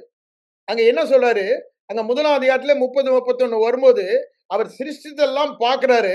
எல்லாம் நல்லது. அப்ப அங்க வியாதி இல்ல. எல்லாம் நல்லா இருந்துச்சு. ஆனா பாவம் செய்யும் பொழுதுதான் அந்த பாவத்தின் மூலமாய் மரணம். அததான் சொல்றாரு ரோமர் 5:12 பவுலடிகளார் சொல்வதை நம்ம பார்க்கிறோம். எல்லா மனிதருக்குள்ளும் அது வந்தது என்றார். ஆதாமின் ஒருவனுடைய மீறுதலினாலே எல்லாருக்குள்ளும் பாவம் சாத்தானின் அதிகாரத்துக்கு கீழே போய் பாவமும் வியாதியும் வந்தது என்றார். ஆனா பின்னாடி அவர் சொல்லும்போது சொல்லிடுறாரு 18:10-19 ஒருவருடைய கீழ்ப்படுதலினாலே ஒருவருடைய நீதினாலே நம்முடைய எல்லாருடைய கீழ்ப்படுதலும் வந்துருச்சு. ஒருவர் மரித்திருக்க எல்லாரும் மரித்தார் என்று நிதானிக்கிறோம்ன்றாரு 2 கொரிந்தியர் 5:14-15 அப்போ ஒருவர் கீழ்ப்படிய எல்லாரும் கீழ்ப்படிந்தால் என்று நிதானிக்கிறோம். அப்ப பாருங்க, பழைய உடன்படிக்கையில அவனுடைய கீழ்ப்படிதல், புதிய உடன்படிக்கையில என்னுடைய சப்ஸ்டியூட் பதிலாளாக இயேசு கீழ்ப்படிந்தபடியா அது ஏன் கணக்கு அதான் அங்க சொல்றாரு ரோமர்ல. எல்லா இடத்துலயும் நம்ம பார்க்கிறோம். அந்த 5ஆம் அதிகாரம் 2 கொரிந்தியர் 5:21 அப்படிதான் சொல்றாரு. அவர் பாவமாகி சப்ஸ்டியூட் பாவத்தை எடுத்துக்கிட்டு என்ன நீதிமானாக்கினார். அதுதான் என் வியாதியை எடுத்துட்டு என்ன சுகமாக்கினார். என் தரித்திரத்தை எடுத்துட்டு என்ன ஐஸ்வர்யன் ஆக்கிட்டாரு. அங்க 2 கொரிந்தியர் 8:9 சொல்றாரு. அங்க கலாத்தியர் 3:13 சொல்றாரு. என் சாபத்தை எடுத்துட்டு அவர் ஆசீர்வாதத்தை எனக்கு தந்துட்டாரு. சாபத்தின் பட்டியல்ல தான் வியாதி எல்லாம் வருது. ஆனா இன்னைக்கு சபையில வந்து இந்த தவறான உபதேசம் சொன்ன ஆசீர்வாதம் பிளஸிங் இன் டிஸ்கைஸ்ன்றாங்க. முட்டாள்தனம், வேற வார்த்தையே இல்ல. லிஸ்ட் போட்டு கொடுக்கிறாரு ஆண்டவர். 28ஆம் அதிகாரம் உபவாகத்துல 15 அப்படியே போனீங்கன்னா 60 வசனங்களுக்கு திரும்ப திரும்ப அதுல வியாதி தான் மேஜரா சொல்றாரு சாபத்துல. ஆனா நம்பாளுங்க என்ன சொல்லிட்டாங்க, அதெல்லாம் அப்படி மூடி தங்க அனுபவத்தை நிலைநாட்ட தங்க அனுபவத்துக்கு ஏத்த வார்த்தையை எடுப்பாங்க. ஐயா உங்க அனுபவத்துக்கு ஏற்க வார்த்தை எடுக்காதீங்க.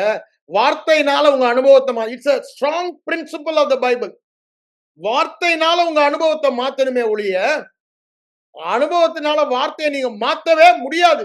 அது தேவனுடைய வார்த்தை என்றென்றும் வானத்தில் நிலைத்திருக்கிறது. 119 சங்கீதம் 89 வசனத்துல அவர் சொல்றாரு, it is settled in heaven for ever, not 1 டே 2 டே 3 டே. அப்படின்னா என்ன அர்த்தம்? எந்த நாளில இந்த எழுதப்பட்ட வசனம் தழும்புகளால் நீங்கள் சுகமானீர்கள் என்று சொல்லுதோ அது அங்க செட்டில் ஆயிடுச்சு. அங்க செட்டில் ஆனத எந்த பயலாலும் மாத்த வேணாம். இப்போ நீங்களும் நானும் அதை நம்ம இருதயத்துல செட்டில் பண்றதுதான் நம்முடைய வேலை.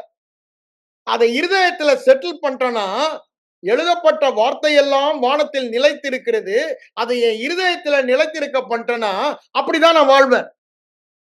அததான் அங்க வேதவசனம் சொல்ற உண்மை. அதனாலதான் வேதவசனத்துக்கு மிக மிக முக்கியத்துவம் கொடுக்கணும்னு நான் சொல்ல வருகிறேன். அதை குறித்து நம்ம இன்னைக்கு டீட்டெயிலா பார்ப்போம். நான் அதுக்கு முன்னால இதை ஏன் சொல்ல வரேன் பாருங்க. பழைய உடன்படிக்கையை வச்சு நம்மள திருப்பி விடுவோம். 28ஆம் அதிகாரம் ஆரம்பிக்கும் போது இவைகளின்படி கை கொண்டால் தானே ஆசீர்வாதம் எல்லாம் சொல்றாரு. எய்த்திற்கு வரப்பண்ண வியாதியை உனக்கு வரப்பண்ணேன்னு சொல்லும் பொழுதெல்லாம் கை கொண்டால் தானே சொல்றாரு. நீ கை கொண்டால் தானே நீ நன்றாய் இருக்கும்படி நீ உன் பிள்ளைகளும் கை கொள்ளணும்னு சொல்றாருன்னவாங்க. ஆனா இங்க வரும் பொழுது அப்படி எங்கேயுமே சொல்லலைங்க. உதாரணமா ஒரே ஒரு வசனத்தை மட்டும் சொல்றேன். அங்க 19ஆம் அதிகாரம் எக்ஸாடஸ் யாத்திராமத்துல சொல்லும் பொழுது அவர் வந்து உங்களை மாத்திரம் நான் தெரிந்து கொண்டேன்னு சொல்லும் பொழுது நீங்க தான் என் சொத்துன்னு சொல்றாரு. நீங்க தான் ராஜரிக ஆசாரிய கூட்டம்னு சொல்றாரு. அதைதான் பேதுருக்கு இங்க கோட் பண்றாரு. ஆனா அங்க என்ன சொல்றாரு? கை கொண்டான்றத சொல்றாரு. அதே இங்க வரும் பொழுது பேதுரு என்ன சொல்றாரு? 1 பேதுரு 2:9 கை கொண்டாலே இல்ல. நீங்களோ அப்படிதான் சொல்றாரு. ஆரம்பிக்கும் போது 9 நீங்களோ யாருங்க? மறுபடி பிறந்த விசுவாசிகளுக்கு தானே அந்த நிருபம் எழுதுறாரு. நீங்களோ ரத்தம் தெளிக்கப்பட தெரிந்து கொள்ளப்பட்டவர்கள் தான் ஆரம்பிக்கிறார். நீங்க அந்த 3 நாளெல்லாம் பாருங்க. தேவனால முன் குறிக்கப்பட்டு ரத்தம் தெளிக்கப்பட்டு கீழ்ப்படுதலுக்கு தெரியப்பட்டவர்கள் விசுவாச கீழ்ப்படுதல் அங்க சொல்றாரு. அததான் சொல்றாரு. நீங்களோ ராஜரீக ஆசாரிய கூட்டம் அப்படிதானே ஆச்சரியமான ஒளியை உலகத்திற்கு காண்பிக்க வேண்டும் என்றாரு. அங்க நீங்க கை கொண்டா அப்படிலாம் ஏதா இருக்குதா? எங்கேயுமே இல்லைங்க புதிய ஏற்பாடுல. எங்கேயுமே இல்லை. அவர் வியாதி ஆனபடினால் நீ சுகமானாய். அவர் பாவம் ஆனபடினால் நீ நீதிமானானாய். அவர் தரித்திரம் ஆனபடினால் நீ ஐஸ்வர்யவானானாய். அவர் சாபம் ஆனபடினால் நீ ஆசீர்வதிக்கப்பட்டாய். இதுதான் புதிய ஏற்பாடு சொல்ற சத்தியம், புதிய உடன்படிக்கை. அவருடைய ரத்தத்தினால் ஆகிய நித்திய உடன்படிக்கை. அது டெம்பரரி, அது உருவழிந்து போயிடுச்சுன்னு வேதவசனம் சொல்லுது. எபிரேயர் எடுத்து படிச்சு பாருங்க, 8ஆம் அதிகாரம் 9ல ரொம்ப அழகா சொல்றாரு. உருவழிந்து போகும் காலம் என்று சொல்லுகிறார். அதோட நான் புதுசா பண்றேன்றாரு. அது மேலான உடன்படிக்கை என்றார். ஏன்? இந்த மேலான உடன்படிக்கையில நம்மளுக்கு முடியாததுன்னு ஒண்ணுமே இல்லை. எல்லாருமே விசுவாசிக்கலாங்க. கீழ்ப்படுகிறது ரொம்ப கஷ்டம். எல்லாருமே விசுவாசிக்கலாம். நியாயப்பிரமாணத்தை முழுவதுமா ஒருவனும் ஒரு காலம் கீழ்ப்படிந்தது இல்ல, முடியாதுன்னு வேதவசனம் சொல்லுது. இப்ப என்ன பண்ணிட்டாரு, அந்த பாரமான நுகத்தை எடுத்துட்டு மெதுவான லகுவான விசுவாசத்தை நமக்கு கேட்கிறார். வேற ஒண்ணுமே, அந்த விசுவாசத்துக்கு தேவையான தேவ வார்த்தையும் கொடுத்துட்டாரு. அங்கதான் அந்த விசுவாசம் இருக்கு. அந்த விசுவாசத்தை, வேத வார்த்தை இருதயத்துல வச்சுட்டோம்னா விசுவாசம் வந்துடும். விசுவாசம் வந்ததும் அந்த வார்த்தை என்ன சொல்லுதோ அதை நிறைவேற்றுகிற வல்லமையும் அந்த வார்த்தையிலே இருக்கு. அவ்வளவு சுலபமாக்கி கொடுத்துட்டாரு. ஆனா நம்ம சபை என்ன பண்ணிடுச்சு, அனுபவம் அனுபவம் அதை தான் மேல வச்சுட்டாங்க. இந்த உணர்வுகளையும் அனுபவத்தையும் வேதவசனத்துக்கு மேல வச்சுட்டா தேவனை நம்ம பொய்யராக்குகிறோம். ஏன்? அவர் சொல்றாரு, சகல பிரஸ்தாபத்தை பார்க்கிலும் என் வார்த்தையை நான் மகிமைப்படுத்தி இருக்கிறேன். சங்கீதம் 138:2 சொல்றாரு. இங்கிலீஷ்ல சொல்லும்போது above all his name, பாருங்க, அவருடைய நாமத்துக்கு மேலாக ஒண்ணுமே இருக்க முடியாதுன்னு வேதம் சொல்லுது. அங்க சங்கீதக்காரன் சொல்றான், ஆவியானவருடைய ஏவுதலால் எழுதப்பட்டத எல்லாம் அவருடைய பெரிய how God views his word, அவருடைய வார்த்தையை எப்படி அவர் பார்க்கிறாராம், எல்லாவற்றை விட மேலானதாக பார்க்கிறார், உயர்வானதாக பார்க்கிறார். அப்படிதானே? சகல பிரஸ்தாபத்தை பார்க்கலும், above everything, above everything he consider his word as higher. ஆனா நம்ம என்ன பண்ணிரோம், அனுபவத்தையும் உணர்வையும் மேலாக்கி இத லோயர் ஆகிட்டோங்க. அதுதாங்க பிரச்சனை. அனுபவம் என்ன இருந்தாலும், என் ஐம்புலன் அறிவின் உணர்வு என்ன இருந்தாலும் அந்த வசனம் தான் பெருசு. அதை தான் நான் சொல்ல வரேன் இன்னைக்கு. நம்ம one thing we have to settle down. If you want to do healing ministry and if you want to live sickness free life, இந்த வேத வசனம்னா என்ன என்பதை நம்ம சரியா தெரிந்து கொள்ளணும். இன்னைக்கு அது தெரிந்து கொள்ளாதனாலதான் பிரச்சனை. ஏன்? வேத வசனத்தையும் தேவனையும் பிரிக்க முடியாது. நம்ம யோவான் 1ஆம் அதிகாரத்துல முதல் 3 வசனத்துல நம்ம பார்த்துறோம். அது மாத்திரம் அவர் என்ன சொல்றாரு, சகல பிரஸ்தாபத்தை பார்க்கலும் என் வார்த்தையை மகிமைப்பட. அப்போ இந்த வார்த்தை என்ன என்பதை வேதத்துல பார்க்கணும்.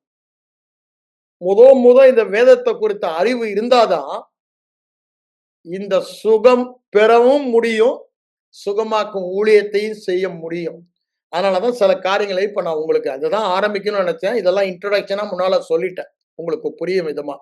முதலாவது வேத வசனத்தை கொடுத்து பாத்தீங்கன்னா, வேதமே என்ன சொல்லுது, அது தேவனுடைய வார்த்தை என்று சொல்லுகிறது. அது தேவனுடைய வார்த்தை என்று சொல்லுகிறது. நீங்க பாருங்க, நம்ம அந்த வசனத்தை எடுத்துக்குவோம். அது தேவனுடைய வார்த்தை, இன்ஸ்பயர்ட் பை காட்னு வரும். அங்க பாருங்க, 2 தீமோத்தேயு. அதை நம்ம சாதாரணமா எடுக்கிறனாலதான் நமக்கு பிரச்சனை. ஆண்டவராகிய இயேசு கிறிஸ்து சுவிசேஷத்துல வாழும் பொழுது திரும்ப திரும்ப அவர் சொல்லுவதெல்லாம் பழைய ஏற்பாட்டில் உள்ள வசனங்களை எல்லாவற்றையும் கோட் பண்ணி சொல்வதை பார்க்கிறார். ஏன்? அது ரொம்ப உண்மை. நீங்க எல்லாம் சொல்றீங்க, அதை விட இதுதான் உண்மை, அதுதான் மேலானது, அதுதான் சத்தியம், அதுல எந்த சந்தேகம். அதனாலதான் அவர் திரும்ப திரும்ப எல்லாவற்றுக்கும் பதில், அது பிசாசு வரான், அவனுக்கும் எழுதி இருக்கிறதான்னு சொல்றாரு. சதுசேயர் வராங்க, உயிர்த்தெழுதல் இல்லைன்னு, அவங்களுக்கும் அதை தான் சொல்றாரு. அது அவன் 1ஆம் அதிகாரத்துல இருந்து அவர் படிக்காத சாப்டரே இல்லை. அவ்வளவு தரோவா இருதயத்தை நிரப்பிட்டார். எங்கனாலும் அதை தான் சொல்ல வர்றாரு. அங்க வந்து எங்களுக்கு ஒரு அடையாளம் வேணும்னு கேக்குறாங்க. யோனா யோனாவை தான் சொல்றாரு. ஐயா வருங்க கடைசி கால அடையாளத்தை எல்லாம் பத்தி பேசிட்டு இருக்கும்போது தானியேல் தீர்க்கதரிசின்றாரு. அங்க வந்து உங்க சீஷர்கள்லாம் வந்து இன்னைக்கு என்ன ஓய்வு நாள் கதிரை கொஞ்சம் வாயில போட்டு சாப்பிடுறாங்கன்னு சொல்லும்போது அவர் என்ன சொல்றாரு? தாவீதை கோட் பண்றாரு. அங்க லேவிய ஆரம்பத்துல ஆசாரியர்கள் மாத்திரம் தான் சாப்பிட முடியுமா அதை கோட் பண்றாரு. காயினை கோட் பண்றாரு. நோவாவை கோட் பண்றாரு. அவருடைய வாயில வந்ததெல்லாம் தேவனுடைய வார்த்தை தான். வேற ஒண்ணுமே இல்ல. ஐயா உன் ஊர்ல நீனே அற்புதம் செய்யலையான்னு சொந்த ஊருக்காரன் கேட்கிறான். உடனே போயிடுறாரு தீர்க்கதரிசிக்கு. நாகமானோ சாரி பார்த்து விதவை தவிர்த்து வேற யாரையா சுகமாக்கனா அப்படின்னு அங்க ஒரு கேள்வி போடுறாரு. அப்ப பாருங்க எல்லாத்துக்குமே அத்தாரிட்டி தான். இதுக்கு மேல எல்லாம் பெரிய வேத வசனம் தான் அத்தாரிட்டின்றதுக்கு நீங்க யோவான் 10ஆம் அதிகாரத்துக்கு வந்தீங்கன்னா அங்க 30ல நானும் என் பிதாவும் ஒன்றாய் இருக்கிறோம்னு சொல்றாரு. உடனே அவனுக்கு எல்லாம் கோபம் வந்துருச்சு. இவர் பிதாவுக்கு நம்ம ஈக்குவல் ஆக்கிட்டாருன்னு. உடனே கல் எடுத்துட்டான். ஏன் நியாயப்பிரமாணத்தை மீறிட்டாரு. தேவதூஷன் சொல்றாரு அட்ரா அடிச்சு கொல்லுடான்றது ரெடி ஆயிட்டானு. உடனே அவர் ஒரே ஒரு கேள்வி கேட்கிறார். எதுக்குடா என்ன கல் அடிச்சு கொல்ல போறீங்கன்னு. நீ மனுஷனா இருந்துட்டு உன்னை தேவகுமாரன் சொல்ற, தேவனுக்கு உன்னை சபமாக்குற, தேவகுமாரன் சொன்னா உன்னை மனுஷன் தேவனுக்கு சம்பந்தானம் சொல்றேன். அப்ப ஆண்டவர் என்ன பதில் சொல்றாரு? அங்க 34, 35 படிச்சு பாருங்க. அதை எடுங்க. நம்ம ஹாஃப் ஹார்ட்டடா போவேனா. ஏன்னா வேத வசனம் தான் ஃபைனல். இதற்கு மிஞ்சி ஒண்ணுமே இட்ஸ் a ஃபைனல் அத்தாரிட்டி. அதுக்கப்புறம் நான் வர இந்த காட் பிரீத்ன்றத 2 தீமோத்தேயு இங்க பாருங்க. ஆண்டவரே சொல்றாரு எல்லாவற்றுக்கும் ஃபைனல் தேவனுடைய, அதுக்கு மிஞ்சி ஒண்ணும் கிடையாது. வேத வசனம் ஒண்ணு சொல்லிடுச்சுன்னா உன் உணர்வோ உன் அனுபவமோ மத்த எவன் என்ன தூக்கி குப்பையில போடு. அததான் ஆண்டவருடைய ஆட்டிடியூடா இருந்தது. தேவகுமாரன் மனுஷகுமாரனாய் வந்த பொழுது வேத வசனத்தில் அவர் எப்படி அதை கன்சிடர் பண்ணாரு, வியூ பண்ணாரு, பார்த்தாரு என்றதை நம்ம அங்க பாக்குறோம். விசுவாசித்தார்ன்றத அங்க 10ஆம் அதிகாரத்துல வாங்க 34ஆம் வசனத்துக்கு வாங்க. அவங்க என்ன சொல்றாரு பாருங்க. அவர் சொல்றாரு யூதர்களை வர கல்லெடுக்க வச்சுட்டாங்க. என்னன்னு சொல்லி 33லே சொல்லிடுறாரு. உன்னை தேவன் என்று சொல்லி தேவதூஷணம் சொல்லுகிறபடினால் கல்லெறிகிறோம் என்றார். அப்ப இயேசு அதுக்கு என்ன பதில் சொல்றாரு பாருங்க. வேற எந்த காரியமே அவர் சொல்லல. தேவர்களாய் இருக்கிறீர்கள் என்று நான் சொன்னேன் என்பதாய் உங்கள் வேதத்தில் எழுதி இருக்கவில்லையா? ஐயா நான் சொன்னதுல தப்பே கிடையாது அப்படின்னு சொல்லி சங்கீதத்துல இருந்து எடுத்து 82ஆம் சங்கீதத்துல இருந்து எடுத்து அவங்களுக்கு சொல்வதையும் நம்ம பார்க்கிறோம். ஏதோ அத்தாரிட்டியா சொல்றாரு, நான் சொன்னது தப்பு கிடையாது. நீங்க நினைக்கிற மாதிரி நீங்க என்ன பாக்குறது 50 நாசரேத்து ஊருக்காரன். அவங்க அப்பா அம்மா நமக்கு தெரியும், தச்சு வேலை செஞ்சுட்டு இருக்கானுங்க. அவன் தம்பிமாருங்க தங்கச்சிமாருங்களை தெரியும். நம்ம ஊர்ல பொண்ணு கொடுத்து பொண்ணு எடுத்து இருக்கானுங்க. இவரும் இத்தனை வருஷம் இங்கதான் இருந்தாரு, நமக்கு தெரியும் தச்சு வேலை செஞ்சுட்டு. அதனால உணர்வுகளினாலே அனுபவங்களினாலே பாக்குறாங்க. ஆனா ஆண்டவர் பார்த்தது அப்படி இல்லைங்க. வேத வார்த்தையில பாக்குறாரு. அங்க என்ன சொல்றாரு பாருங்க. என்று எழுதி இருக்கவில்லையா என்று சொல்லுகிறார். அப்ப அந்த எழுதி இருக்கிறது ரொம்ப முக்கியம். அப்ப பாருங்க வேதத்தில் எழுதப்பட்டதெல்லாம் ஆரிஜின் தேவனிடத்திலிருந்து வருகிறது. அதை நீங்க நல்லா புரிஞ்சுக்கணும். வேதத்தில் எழுதப்பட்டதின் ஆரிஜின் எல்லாம் தேவனே சொல்லுகிறது. அதுதான் சொல்றாரு எழுதியிருக்கவில்லையா. வேதத்துல எழுதப்பட்டதெல்லாம் இது மனுஷ வார்த்தையே இல்ல, தேவனே எழுதணும். ஆனா அவருக்கு சரீரம் கிடையாது. ஆகவே ஒரு மனிதனுடைய ஆவியை ஏவி அவன் மூலமாக எழுத வைக்கிறாரு. ஆனா அதோடைய அர்த்தம் என்னன்னா தேவனே எழுதினது, தேவன் தான் ஆரிஜின். தேவனுடைய வார்த்தை வேதத்திலிருந்து ஆரிஜினே தேவன் தான். அததான் அங்க சொல்றாரு எழுதி இருக்கிறதெல்லாம் அததான் அவர் சொல்ல வர்றாரு. அப்ப பாருங்க எழுதப்பட்ட வார்த்தை லோகோஸுக்கு எவ்வளவு முக்கியத்துவம் கொடுக்கிறாரு. அவங்க வாயை மூடுறாரு. அங்க மத்தேயு 4ல பிசாசின் வாயை மூடுறாரு. எழுதியிருக்கிறதே உபாகமத்திலிருந்து அப்படியே ஒப்பிக்கிறாரு. வாயை மூடிட்டு போறான். ஏன்? வேதத்துல எழுதினதை கோட் பண்ணிட்டீங்கன்னா அது பிசாசா இருந்தாலும் சரி, உலக பாரம்பரிய இந்த தியாலஜியன் அப்படிதானே, வேத பாரகர்கள், பரிசேயர்கள், அந்த மதவாத ஆவிகள், அது யாரா இருந்தாலும் சரி, எந்த ஆவியா இருந்தாலும் சரி, வாயை மூடிதான் ஆகணும். அதனாலதான் அவரு வேதத்தில் எழுதப்பட்டது, அப்ப பாருங்க, எழுதப்பட்ட வார்த்தைக்கு எவ்வளவு முக்கியத்துவம் கொடுக்கிறார். அவர் மாத்திரம் இல்ல, அதை சொன்ன அவ்வளவு பையனும் வாயை மூடிடுறான். கல் எடுத்தவெல்லாம் கல்ல கீழே போடணும். அந்த அளவுக்கு அதுல வல்லமை இருக்கு. அவர் அங்க என்ன சொல்றாரு பாருங்க, வேத வசனத்தை பெற்றுக்கொண்டவர்களை தேவர்கள் என்று சொல்லி இருக்க, வேத வாக்கியம் தவறதா இருக்கிறது. நம்ம 2 வார்த்தை இங்க யூஸ் பண்ணுகிறாரு. தேவ வசனத்தை ஆங்கிலத்துல பாத்தீங்கன்னா ஸ்கிரிப்சர், 2வது வந்து வேத வாக்கியம், த வேர்ட் ஆஃப் காட். ஆண்டவரே சொல்றாரு, இது மனுஷ வார்த்தை இல்லடா, வேத வசனத்தை பெற்றுக்கொண்டல் தேவன் சொல்லி அங்க சங்கீதத்துல எழுதியிருக்கிறது, அது மனுஷ வார்த்தை இல்லடா, தேவனுடைய வார்த்தை. புரிஞ்சுக்கிங்க, இது மனுஷகுமாரனாக வந்த என்னுடைய வார்த்தை அல்ல. இப்ப நான் உங்களுக்கு சொல்லுகிற, நான் சுகமானேன் என்று நான் சொல்லுகிற வார்த்தை மனுஷ வார்த்தை இல்ல, அது தேவனுடைய வார்த்தை. அவர் ஒரு முறை சொல்லிட்டான், வானத்துல நித்தியமா அது நிலைத்திருக்கு. அதை நான் சொல்லிதான் என் வாழ்க்கையில அதை நிலைத்திருக்க பண்றேன். தீர்க்க தரிசனங்கள் எல்லாம் பாருங்க, ஆண்டவர் தான் பேசுறாரு. ஆரம்பமே ஆண்டவர் தான். அத ஒரு தீர்க்கதரிசி ஆண்டவர் ஆவியினால் நிரப்பப்பட்டவன் கேட்கிறான், கேட்டு அவன் பேசுகிறான், அப்பதான் நிறைவேறுது. ஆண்டவர் பேசுறாரு, கேட்கிறான், கேட்டு பேசுகிறான். ஆண்டவரே நேர ஆரம்பமும் முடிவும் அவர்தான். எந்த ஒரு காரியத்தை செய்தாலும் அவர் முதல்ல பேசுகிறாரு. அததான் எழுதப்பட்ட வார்த்தையாய் நமக்கு கொடுக்கப்பட்டிருக்கிறது. அததான் அவர் என்ன சொல்றாரு, அது தவறாது. ஸ்கிரிப்சர் எல்லாம் தேவனுடைய வார்த்தை. அப்படின்னு என்ன, தேவன் பேசுகிற வார்த்தை. அவர் எழுதி நம் கையிலே கொடுத்திருக்கிறார். நம்ம தான் அதை அந்நிய காரியமா நினைத்தோம். அதனாலதான் இந்த பரிதாபமான வாழ்க்கைன்றாரு ஓசியால சொல்லும் பொழுது. ஓசியாவை எடுத்து நல்லா படிச்சு பாருங்க, அவன் ரொம்ப அழகா அங்க சொல்லி இருப்பார் பரிதாபமான வாழ்க்கைக்கு காரணம். அங்க இங்க என்ன சொல்றாரு, வேத வசனம் தவறாததா இருக்கிறது, அப்படித்தானே, வேத வாக்கியம், தேவனுடைய வார்த்தை, வேர்ட் ஆஃப் காட், இங்கிலீஷ் அப்படிதான் வரும், அப்படித்தானே, காட் வேர்ட் cannot fail அப்படின்னு என்ன, இங்க தவறாதுன்னா என்ன, இட் கேன் நெவர் ஃபெயில். கொஞ்சம் யோசித்து பாருங்க, ஆரிஜின் தேவன், ஆண்டவர் எப்பொழுதுமே தவற முடியாது. அதனால்தான் அவர் ஆண்டவர், கடவுள்.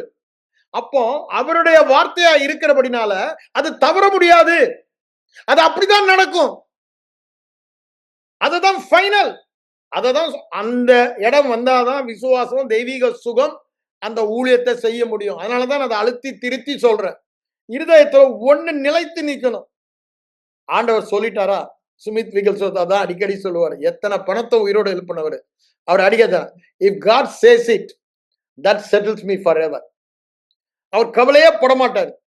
ஒரு தடவை அவர் சுகமாக்க ஊழியத்தை செய்யும் பொழுது, பெரிய வயிற்றுக்கட்டியோட ஒரு லேடி வந்து நிற்கும் பொழுது, அவர் வந்து கூட்டிட்டு வராங்க, நடக்க முடியாது, அவங்கள பிடிச்சிட்டு இருக்காங்க, விட்டுடுங்க, ஏன் விசுவாசத்துல அவர் சுகமாக்கிட்டார், விட்டுடுங்கன்றாரு. விடுறாங்க, உழுவுறாங்க.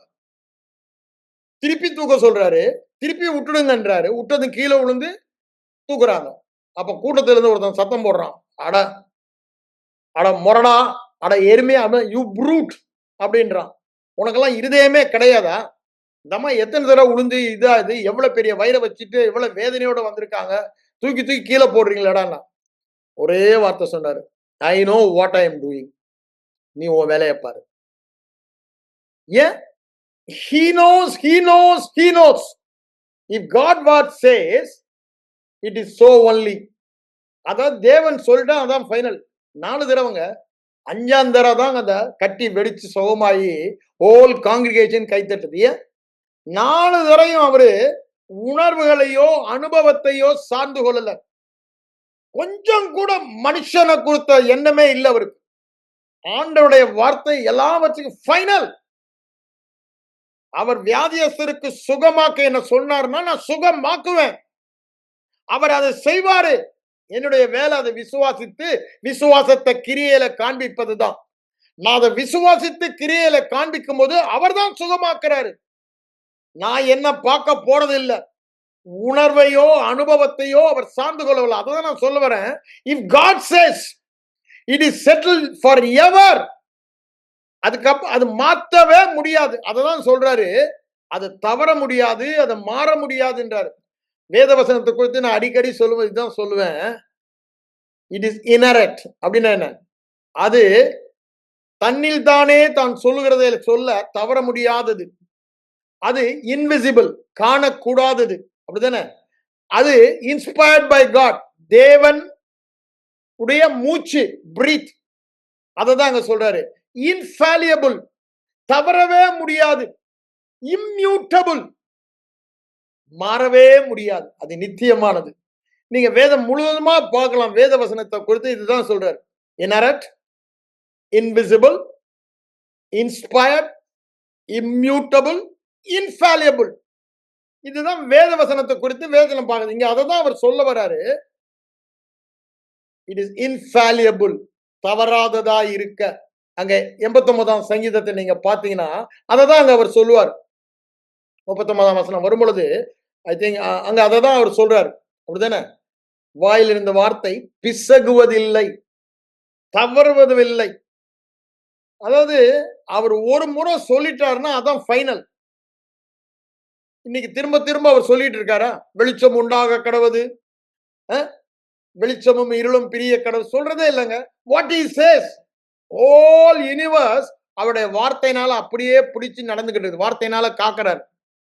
நமக்கு அதேதான். ஒரு முறை சொல்லிட்டாரு, you are healed by his stripes. Nobody can change it. It can never fail.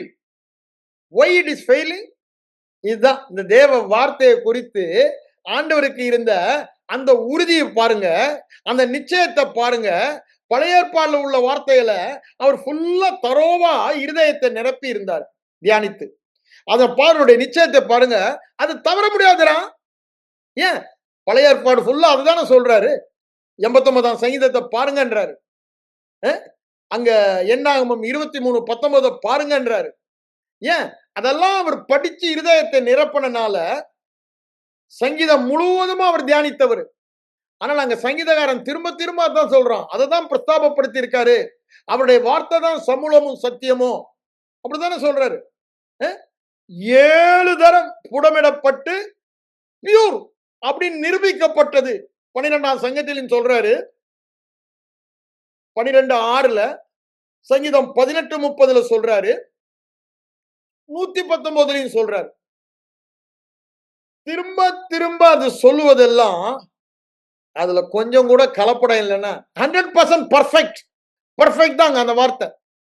அது சமூலமானது, குறைவற்றது, கண்களை தெளிவிக்கிறது அப்படின்னு அதெல்லாம் அவர் படித்தனால அவர் உறுதியா வேதத்துல எழுதப்பட்டதெல்லாம் எந்த மனுஷனுடைய வார்த்தையும் அல்ல.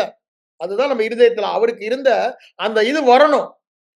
வார்த்தையை குறித்த அந்த வெளிப்பாடு, வேதத்தை குறித்த வெளிப்பாடு, எழுதப்பட்ட வார்த்தையை குறித்த வெளிப்பாடு.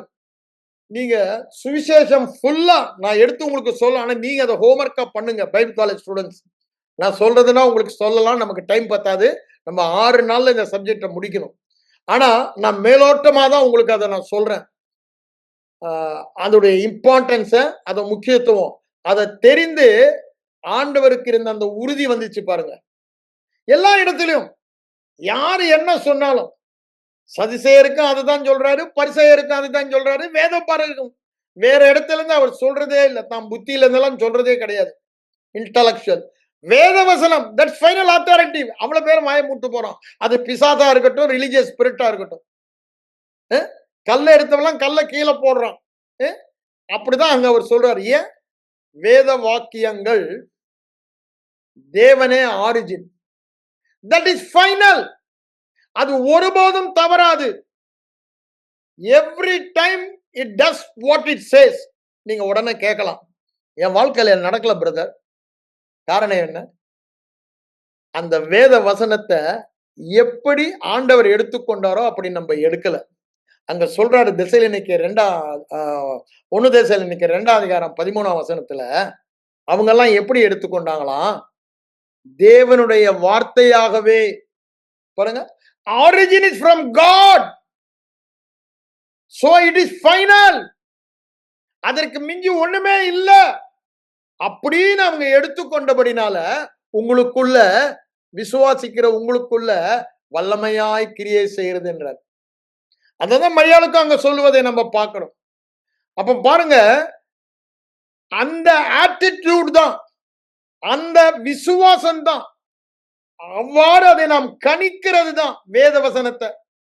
அனுபவத்தினால உணர்வினால் அல்ல, அது ஆண்டவருடைய வார்த்தை, தவறாத மாறாத தேவனுடைய வார்த்தை. அதுதான் ஆரிஜினா இருக்கிறபடினால நான் சொன்னதுல தப்பு இல்லடான்றார். கல்லடிச்சானுங்களா? நான் ஏன் அதை சொல்ல வரேன் பாருங்க. வேத வசனம், scripture, all scripture are God breath. நீங்க இப்ப வாங்க 2 தீமோத்தேயு 3:16க்கு வாங்க. அங்க என்ன சொல்றார் பாருங்க.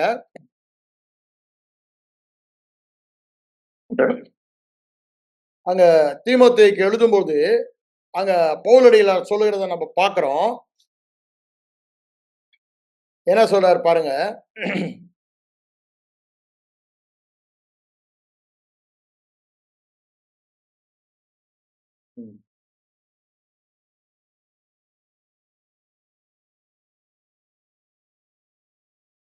16ஆம் வசனம். நான் அங்கிருந்து வாசிக்கிறேன். வேத வாக்கியங்கள் எல்லாம் தேவ ஆவியினால் அருளப்பட்டிருக்கிறது. என்ன சொல்றாரு பாருங்க. ஆங்கிலத்தில் சொல்லும்போது இன்ஸ்பயர்ட், அதான் சொல்றேன்ல, ஐல வந்து இன்ஸ்பயர்ட் வேர்ட்னு சொல்றேன். காட் இன்ஸ்பயர்ட், இன்ஃபாலியபிள், இம்மியூட்டபிள், அப்படிதானே? இன்விசிபிள். அதை நம்ம வரிசையா சொல்லிக்கொண்டே போகலாம். அப்ப இங்க என்ன சொல்றாரு பாருங்க. தேவ வார்த்தை எல்லாம் இன்ஸ்பயர்ட் அப்படின்னு சொல்லி இங்க போட்டிருக்கு. தேவ ஆவியினால் அருளப்பட்டது. தேவ ஆவியினால் இங்கிலீஷ்ல சொல்லும்போது இன்ஸ்பயர்ட். ஆனா நீங்க பாருங்க, கேஜேவி தான் அப்படி சொல்றான். மீதி எல்லா டிரான்ஸ்லேஷன் பண்ணி என்ஐவி எடுங்க, ஆம்பிளிஃபைட் கிளாசிக் எடுங்க, ஈஸி, எல்லா translation God breath, God breath தான் வரும் எல்லா டிரான்ஸ்லேஷன்லயும். காட் தியோனா காட், அதுக்கப்புறம் பிஎன்யூ டூஓ எஸ்ஓ நோட்டோசிஸ் அப்படின்னு வரும். அது என்ன? Breathing, God breath. அந்த அர்த்தத்துல கிரீக் வேர்டு தான் அங்க உபயோகப்படுத்தப்படுது. அப்ப பாருங்க, it is God's breath itself. It is not man who is writing it from his own will. ஆண்டவருடைய, அப்ப பாருங்க, அவருடைய சுவாசம்னே சொல்றார். யோசித்து பாருங்க, இந்த வார்த்தை தேவனுடைய சுவாசம் என்று சொல்லுகிறார். God breath, the very breath of God. அப்ப எவ்வளவு தூரத்திற்கு நம்ம அதுக்கு உயர்ந்த மதிப்பை, ஆண்டவருடைய உயிரே, அவருடைய மூச்சே இந்த வார்த்தை தாண்டான்றாரு. நம்ம எல்லாம் இந்த வார்த்தையை விட்டுட்டு ஜெபமே ஜீவன்றோம். ஐயா, வார்த்தை தான் ஜீவன். வேதம் திரும்ப திரும்ப திரும்ப திரும்ப சொல்லுது. ஜெபம் ஜீவன் அல்ல. தேவன் தான் ஜீவன். தேவனுடைய ஜீவன் தேவனுடைய வார்த்தையில இருக்கு. அங்க யோவான் 5:39 சொல்றாரு, வேத வாக்கியங்களை ஆராய்ந்து பாருங்கள், அவைகளால் உங்களுக்கு ஜீவன் உண்டாயிருக்கும் என்று விசுவாசிக்கிறீர்களே. என்ன உண்டதா? ஜீவன். என்னை விசுவாசிக்கிறவனுக்கு ஜீவன் ஒண்ணு சொல்றாரு. இங்க என்ன சொல்றாரு? அவைகள் என்னை குறித்து எழுதி இருக்கிறது, நானும் அதுவும் ஒண்ணுதான்டா. அப்போ இந்த ஜீவன், அவருடைய மூச்சு, அவருடைய எல்லாமே இந்த வார்த்தையில இருக்கு. அப்ப அந்த வார்த்தைக்கு நீ எவ்வளவு, அதை தான் இங்க சொல்ல வராரு. It is God breath. அது மனுஷ சுய சித்தத்தினால் எழுதப்பட்டதில்லை. அதை தான் அங்க சொல்ல வராரு. அவைகள் எல்லாம் தேவ ஆவியினாலே அருளப்பட்டிருக்கிறது. அதுக்கப்புறம் எதுக்குன்றத சொல்றாரு. தேறினவனாய் தகுதி உள்ளவனாய் காணப்படுவதற்கு சொல்றாரு. அது அதோடைய எஃபெக்ட சொல்ல வர்றாரு. ஆனா நான் இப்ப இன்னைக்கு சொல்ல வர்றது, இந்த வார்த்தையை குறித்த நம்முடைய ஆட்டிடியூட் என்ன, நம்முடைய எண்ணம் என்ன, எது மேலானது? உங்க உணர்வா? அதுல நான் அப்படிதான் ஏமாந்துப்பேன். அதனால அழுத்தி சொல்றேன். உங்க அனுபவமா? உங்க அனுபவம், உணர்வெல்லாம் அன்னைக்கு அவனுங்க கல் எடுத்த அனுபவம் தான். அப்படிதான் நானும் இருந்தேன் முன்னாடி. கல் எடுத்த மாரி சண்டை போட்டுக்கிட்டு இருந்தேன் அவ்வளவுதான். ஏன்? ஆனா தேவன் என் கண்களை திறந்தார். உன் அனுபவம் இல்லடா, உன் உணர்வு இல்லடா, இவைகள் எல்லாவற்றை விட மேலானது நான் சொல்ற வார்த்தை. என் வார்த்தை ஒருபோதும் தவறாது. நான் பொய் சொல்லவும் முடியாது. ஏன்? நான் சொன்னா சொன்னபடி ஆகும். அப்ப எப்படி நான் பொய் சொல்ல முடியும்? நான் இல்லாததை இருக்கிறது போல அழைச்சிட்டேன்னா, அது அப்படித்தானே ஆகும். சங்கீதம் 33:6, 9 வசனங்களை படித்து பாருங்க. அவர் சொல்ல ஆகும், அவர் கட்டளையிட நிற்கும். அவரு தழும்புகளால் குணமானேன்னு சொல்லிட்டா குணமாயிட்டீங்க. அது யாரும் மாத்தவே முடியாது. அவர் சொன்ன அது நித்தியமாய் வானத்திலே நிலைத்திருக்கிறது. எந்த பயனும் அதை மாத்த முடியாது. அதை என் இருதயத்தில் நிலைநாட்டுவதுதான் என்னுடைய வேலை. It is settled there. I have to settle it with me. Forever it is settled. You are healed by his stripes. தழும்புகளால் குணமானீர்கள். நித்தியமாக அங்க நிலைத்து இருக்கிறது. 119 சங்கீதம் 89 வசனம் சொன்னது அது நித்தியமா இருக்கிறது. அதை எடுத்து நான் உங்களுக்கு வாசிக்கிறேன். எடுங்க 119 எடுங்க. அவர் என்ன சொல்றாரு பாருங்க. நீங்க ஒவ்வொருத்தரும் அந்த வசனத்தை கொஞ்சம் ஆழமா தியானிக்க வேண்டிய வசனம் என்று சொல்லுகிறேன். அதை தியானித்தாதான் நீங்க வேதாம கல்லூரி மாணவர்கள். அதனாலதான் உங்களுக்கு நான் ஸ்ட்ரெயிட்டாவே ஹீலிங் ட்ரூத்தை நான் சொல்லல. அதுக்கு ஆதாரத்தை சொல்ல வரேன். ஆதாரத்தை தெரிஞ்சாதான் ஆமா நான் சொல்ல போற ஆதாரம் எல்லாம் வேத வசனம் சொல்ல போறேன். அப்போ எல்லாவற்றுக்கும் தேவன் இயேசு எப்படி ஆதாரமாக வேத வசனத்தை எடுத்தாரோ நாமும் அப்படிதான் எடுக்கணுன்றதுக்கு தான் நான் அதை வரேன். அங்க 119 சங்கீதத்துல பாருங்க அவர் என்ன சொல்றாரு.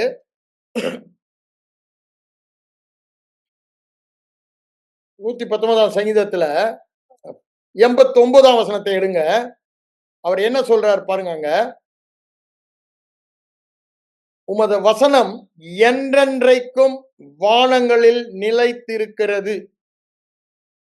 உம்முடைய வசனம் என்றென்றைக்கும் அப்போ nobody can change it. It can never fail.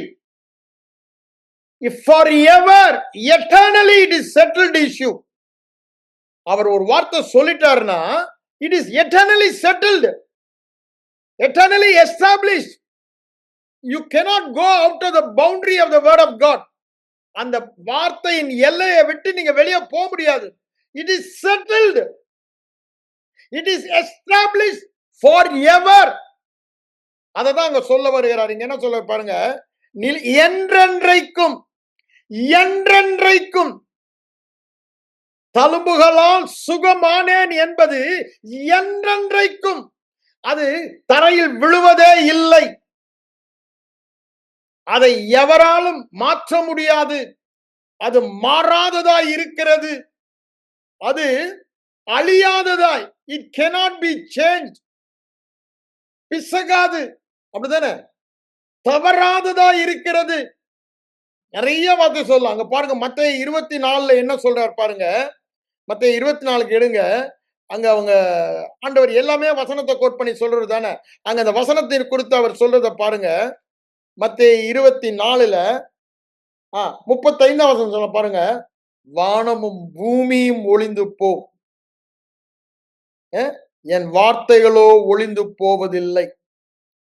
வானமும் பூமியும் ஒளிந்து போ, என் வார்த்தைகளோ ஒளிந்து போவதில்லை என்று சொல்லுகிறார். It can never fail. It can never fail. It can never fail. It is established forever. It is established forever. It is settled forever. I being healed by stripes is established forever. அதை அவமாக்குகிறது என்னுடைய பாரம்பரியம் மாத்திரம்தான். என்னுடைய தவறான எண்ணங்கள் மாத்திரம்தான். வேற காரியமே இல்ல. அததான் ஆண்டவர் சொல்றாரு, உங்கள் பாரம்பரியத்தினாலே. அங்க மத்தேயு 15 பாருங்க. அங்க ஆண்டவர் அதை சொல்லுவாரு. உங்க 7ஆம் வசனம் நினைக்கிறேன், 6ஆம் வசனம். உங்கள் பாரம்பரியத்தினாலே தேவனுடைய கற்பனையை அப்படின்னா you make it useless, you make it ineffective. நான் எஃபெக்டிவ். அது வேலை செய்யாதபடி இந்த பாரம்பரிய எண்ணங்கள், அததான் அங்க அவர் சொல்றாரு. அவங்க பாரம்பரியத்துல என்ன பண்ணாங்கன்னு. பாரம்பரியத்துல நிறைய காரியங்களை கொண்டாந்தாங்க. அதுக்கு தான் முக்கியத்துவம் இன்னைக்கு சபையில அதுதான். சபையின் பாரம்பரியம் ஜெபம். நான் ஜெபிக்கிறவன். அது ஜெபத்துல ஆனா தவறான ஜெபத்தை சொல்ல வரேன். தெய்வீக சுகத்திற்கு அவருடைய வார்த்தையை விசுவாசித்து நாம் பெற்றுக்கொள்ள வேண்டும். தெய்வீக ஊழியம் செய்ய வேண்டுமானால் அவருடைய வார்த்தையை மாத்திரம் விசுவாசித்து சார்ந்து அந்த சுகமாக்கும் ஊழியத்தை செய்யணும். அதை விட்டுட்டு மற்றதெல்லாம் கொண்டாந்துட்டானு சபைக்குள்ள. அதனால யாருமே சுகத்தை பெறல. யாரோ 2 பேர் சுகமாக்கும் ஊழியம் வரம் பெற்றவங்க அவங்கள பார்த்துக்கிட்டு இருக்காங்க. ஒண்ணுமே நடக்கல. ஆண்டவர் எல்லாருமே சுகமாக்கும் ஊழியம் செய்யணும்னு விரும்பினாரு. அந்த வல்லமை அதிகாரத்தை எல்லா விசுவாசிக்கும் பரிசுத்த ஆவியானவர் மூலமாக கொடுத்துட்டாரு. சுகமாக்கும் வல்லமை நமக்குள்ளதான், உங்களுக்குள்ளதான், எனக்குள்ளதான் இருக்கு. அதிகாரம் உங்களுக்கும் எனக்கு இருக்கு. இயேசுவுக்கு என்ன அதிகாரம் இருந்ததோ, இயேசுவுக்கு எந்த வல்லமை இருந்ததோ, அதே வல்லமை, அதே அதிகாரம் உங்களுக்கும் எனக்கும் கொடுக்கப்பட்டிருக்கிறது. எதுக்கு? வச்சுட்டு தூங்கவா? தாங்க தாங்கன்னு கேட்கவா? கொடுத்ததை உபயோகப்படுத்துங்கன்னு சொல்றாரு. உனக்குரியதை வேறொன்னு எடுத்து அதை எடுத்து உபயோகப்படுத்துன்றாரு. நம்ம என்ன பண்றோம்னா இந்த பாரம்பரியத்தினால, உணர்வினால, அனுபவத்தினால வேத வார்த்தையை அவமாக்குகிறோம் என்று சொல்லுகிறார். உங்கள் பாரம்பரியத்தினால. அத பாருங்க மத்தேயு 22, 29க்கு வாங்க. அங்க என்ன சொல்றார் பாருங்க. நீங்கள் வேத வாக்கியங்களையும் தேவனுடைய வல்லமையும் அறியாது தப்பான எப்பன்னு சொல்றாரு. அவனுக்கு சதுசேயர் கேட்கிறாங்க, உயிர்த்தெழுதல இவனுக்கு புருஷனா அவனுக்கு மனைவியா அதெல்லாம் கேட்கிறாங்க. 7 சகோதரன் செத்து போயிட்டான், யாருக்கு அவன் மனைவியா இருப்பான்? அப்ப ஆண்டவர் என்ன சொல்றாருன்னா, உயிர்த்தெழுதல அது இல்லைன்னு சொல்லும் போது அவர் என்ன சொல்றாரு, நீங்க வேத வாக்கியங்களை குறித்து தவறான எண்ணம், அதோடைய வல்லமையா உங்களுக்கு தெரியலடா, அவ்வளவு சாதாரணமா இருக்கீங்கன்னு சொல்றாரு. அதை சொல்லிட்டுதான் அவர் என்ன சொல்றாரு, கோட் பண்றது கூட அதுக்கு அத்தாரிட்டி எங்க இருந்தா பண்றாரு? அங்க மோசேக்கு ஆண்டவர் சொல்றதுதான் சொல்ல வர்றாரு. அங்க என்ன சொல்றாரு பாருங்க. அவர் என்றென்றும் மாறாத நித்திய தேவனாய் மோசேக்கு சொன்னதான் அப்படியே சொல்றாரு. ஆபிரகாமின் தேவன், ஈசாக்கின் தேவன், யாக்கோபின் தேவன் என்று உங்களுக்கு எழுதப்பட்ட வார்த்தை தான் அத்தாரிட்டியா எடுத்து உபயோகப்படுத்துறாரு. அவ்வளவு தூரத்துக்கு இஸ் கன்வின்ஸ். நான் ஏன் இப்படி சொல்றேன்னா, I am telling it based on God's word. அதுதான் என்னுடைய விசுவாசம். ஆண்டோட வார்த்தை சொல்லிட்டா அதுதான் ஃபைனல், அதுதான் உண்மை, அதுதான் சத்தியம், அதுதான் சரி, அதுதான் நியாயம். அததான் சொல்றாரு. வாசிக்கவில்லையா? அவர் மரித்தோருக்கு தேவனாயிராமல் ஜீவனுள்ள இருக்கிறார். அப்ப பாருங்க, எல்லாம் அந்த ஸ்போக்கன் வேர்ட். அந்த 31ஆம் வசனத்துல பாருங்க, அவர் அந்த என்ன சொல்றாரு பாருங்க, உரைக்கப்பட்டுகிறதை நீங்கள் வாசிக்கவில்லையா? உரைக்கப்பட்டதை நீங்கள் வாசிக்கவில்லையா? இன்னைக்கு நம்ம பார்த்தா தான் கேட்கிறாரு. தம்பி சந்திரசிங், தழும்புகளால் குணமானீர்கள் என்று உரைக்கப்பட்டதை நீ வாசிக்கலையா, கேட்கலையா? நீ வாசித்தியா, கேட்டியா? அததான் கேட்கிறாரு. ஆமா ஆண்டவரை வாசித்தேன், ஆனா இந்த பசங்க எல்லாம் பாரம்பரியத்தை சொன்னா அதை நம்பிட்டு இருக்கேன்னு சொன்னா, நீ தழும்புகளால் குணமானீர்கள் என்று உரைக்கப்பட்டதை 1 பேதுரு 2:24, மத்தேயு 8:17, எசாயா 53:4-5 இவைகளில் சொல்லப்பட்டதை, உரைக்கப்பட்டதை. அப்படிதானே? உரைக்கப்பட்டது என்ன? ஸ்போக்கன். அங்க ரிட்டன்றாரு, இங்க ஸ்போக்கன். யாரு பேசுறாரு? தேவ மனிதர்கள், தேவ ஆவியினாலே. ஏன் அப்படின்னா தேவனே பேசுகிறார் அவர்கள் மூலமாக. they are only mouthpiece. அப்படிதானே சொல்றாரு. எரேமியா 15ஆம் அதிகாரத்துல பாத்தீங்கன்னா அப்படிதான் சொல்றாரு. நீ என் வாய்டான்றாரு. 19ஆம் வசனம் பாருங்க. அதுக்கு முன்னாடி என்ன சொல்லிடுறாரு? 15:16ல இந்த வார்த்தையை நீ சாப்பிடுன்றாரு. இந்த வார்த்தையை நீ சாப்பிட்டு இருதயத்தை நிரப்பாம வாயா இருக்க முடியாது. ஆண்டவர் அப்படிதான் செஞ்சாரு. அவர் இருதயம் வேணும். அதனாலதான் தேவனுடைய வாயா இருக்காரு அவர். இங்க அப்போஸ்தலன் பவுலோ, பேதுருவோ அப்படிதான் இருந்தாங்க. இங்க அதுதான் சொல்றாரு. 31ல பாருங்க, நீங்கள் வாசிக்கவில்லையா? ஏன்டா உங்களுக்கு இந்த சந்தேகம்? எல்லாத்துக்கும் ஃபைனல் ஆண்டா. வாசித்தீங்கல்ல, அப்பமே அது உங்களுக்கு தெரியணும்ல. ஏன்டா என்ட்ட வந்து இந்த கேள்விய கேட்கிறீங்க? வாய மூடிட்டு போறானு எல்லாருக்கும் ஒரே ஆச்சரியம். வாயை அடைத்து விட்டா நாங்க பார்க்கிறோம். இது மாரி நெறைய காரியங்கள பார்க்கலாம். இங்க 15ஆம் இது இந்த பாரம்பரியத்த பத்தி சொல்லும் பொழுது, மார்க்குக்கு வாங்க. அதே இன்சிடென்ட் தான். ஆனா அங்க ரொம்ப தெளிவா மார்க் அத எழுதியிருப்பாரு. 7ஆம் அதிகாரத்துக்கு வாங்க.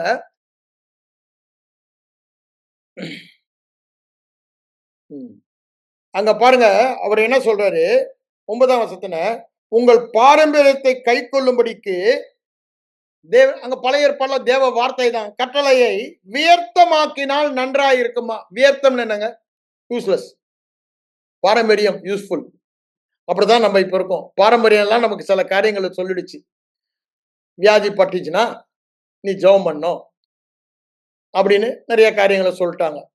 ஆனா ஆண்டவர் அப்படி சொல்லவே இல்ல. அவர் ஏற்கனவே சுகமாக்கிட்டேன். நீ அத விசுவாசித்தா போதும். தழும்புகளால் குணம். அப்போ எந்த ஒரு காரியத்துக்கும் ஆண்டவர் என்ன சொல்றாரு? அதுதானங்க ஃபைனல். எனக்கு வியாதி வந்தா, இத குறித்து ஆண்டவர் என்ன சொல்றாரு? உன் வியாதியை நான் ஏற்றுக்கொண்டு சுமந்தேன் என்று சொல்லுகிறார். அது ஃபைனல்ங்க. அது நிச்சயங்க. அது உண்மைங்க.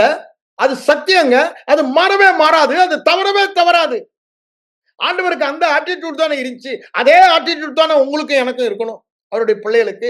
ஏன்னா அந்த ஜீவன தான் நம்ம பெற்றிருக்கோம். கிறிஸ்துவனுடைய ஜீவன, கிறிஸ்துவனுடைய ஆவிய.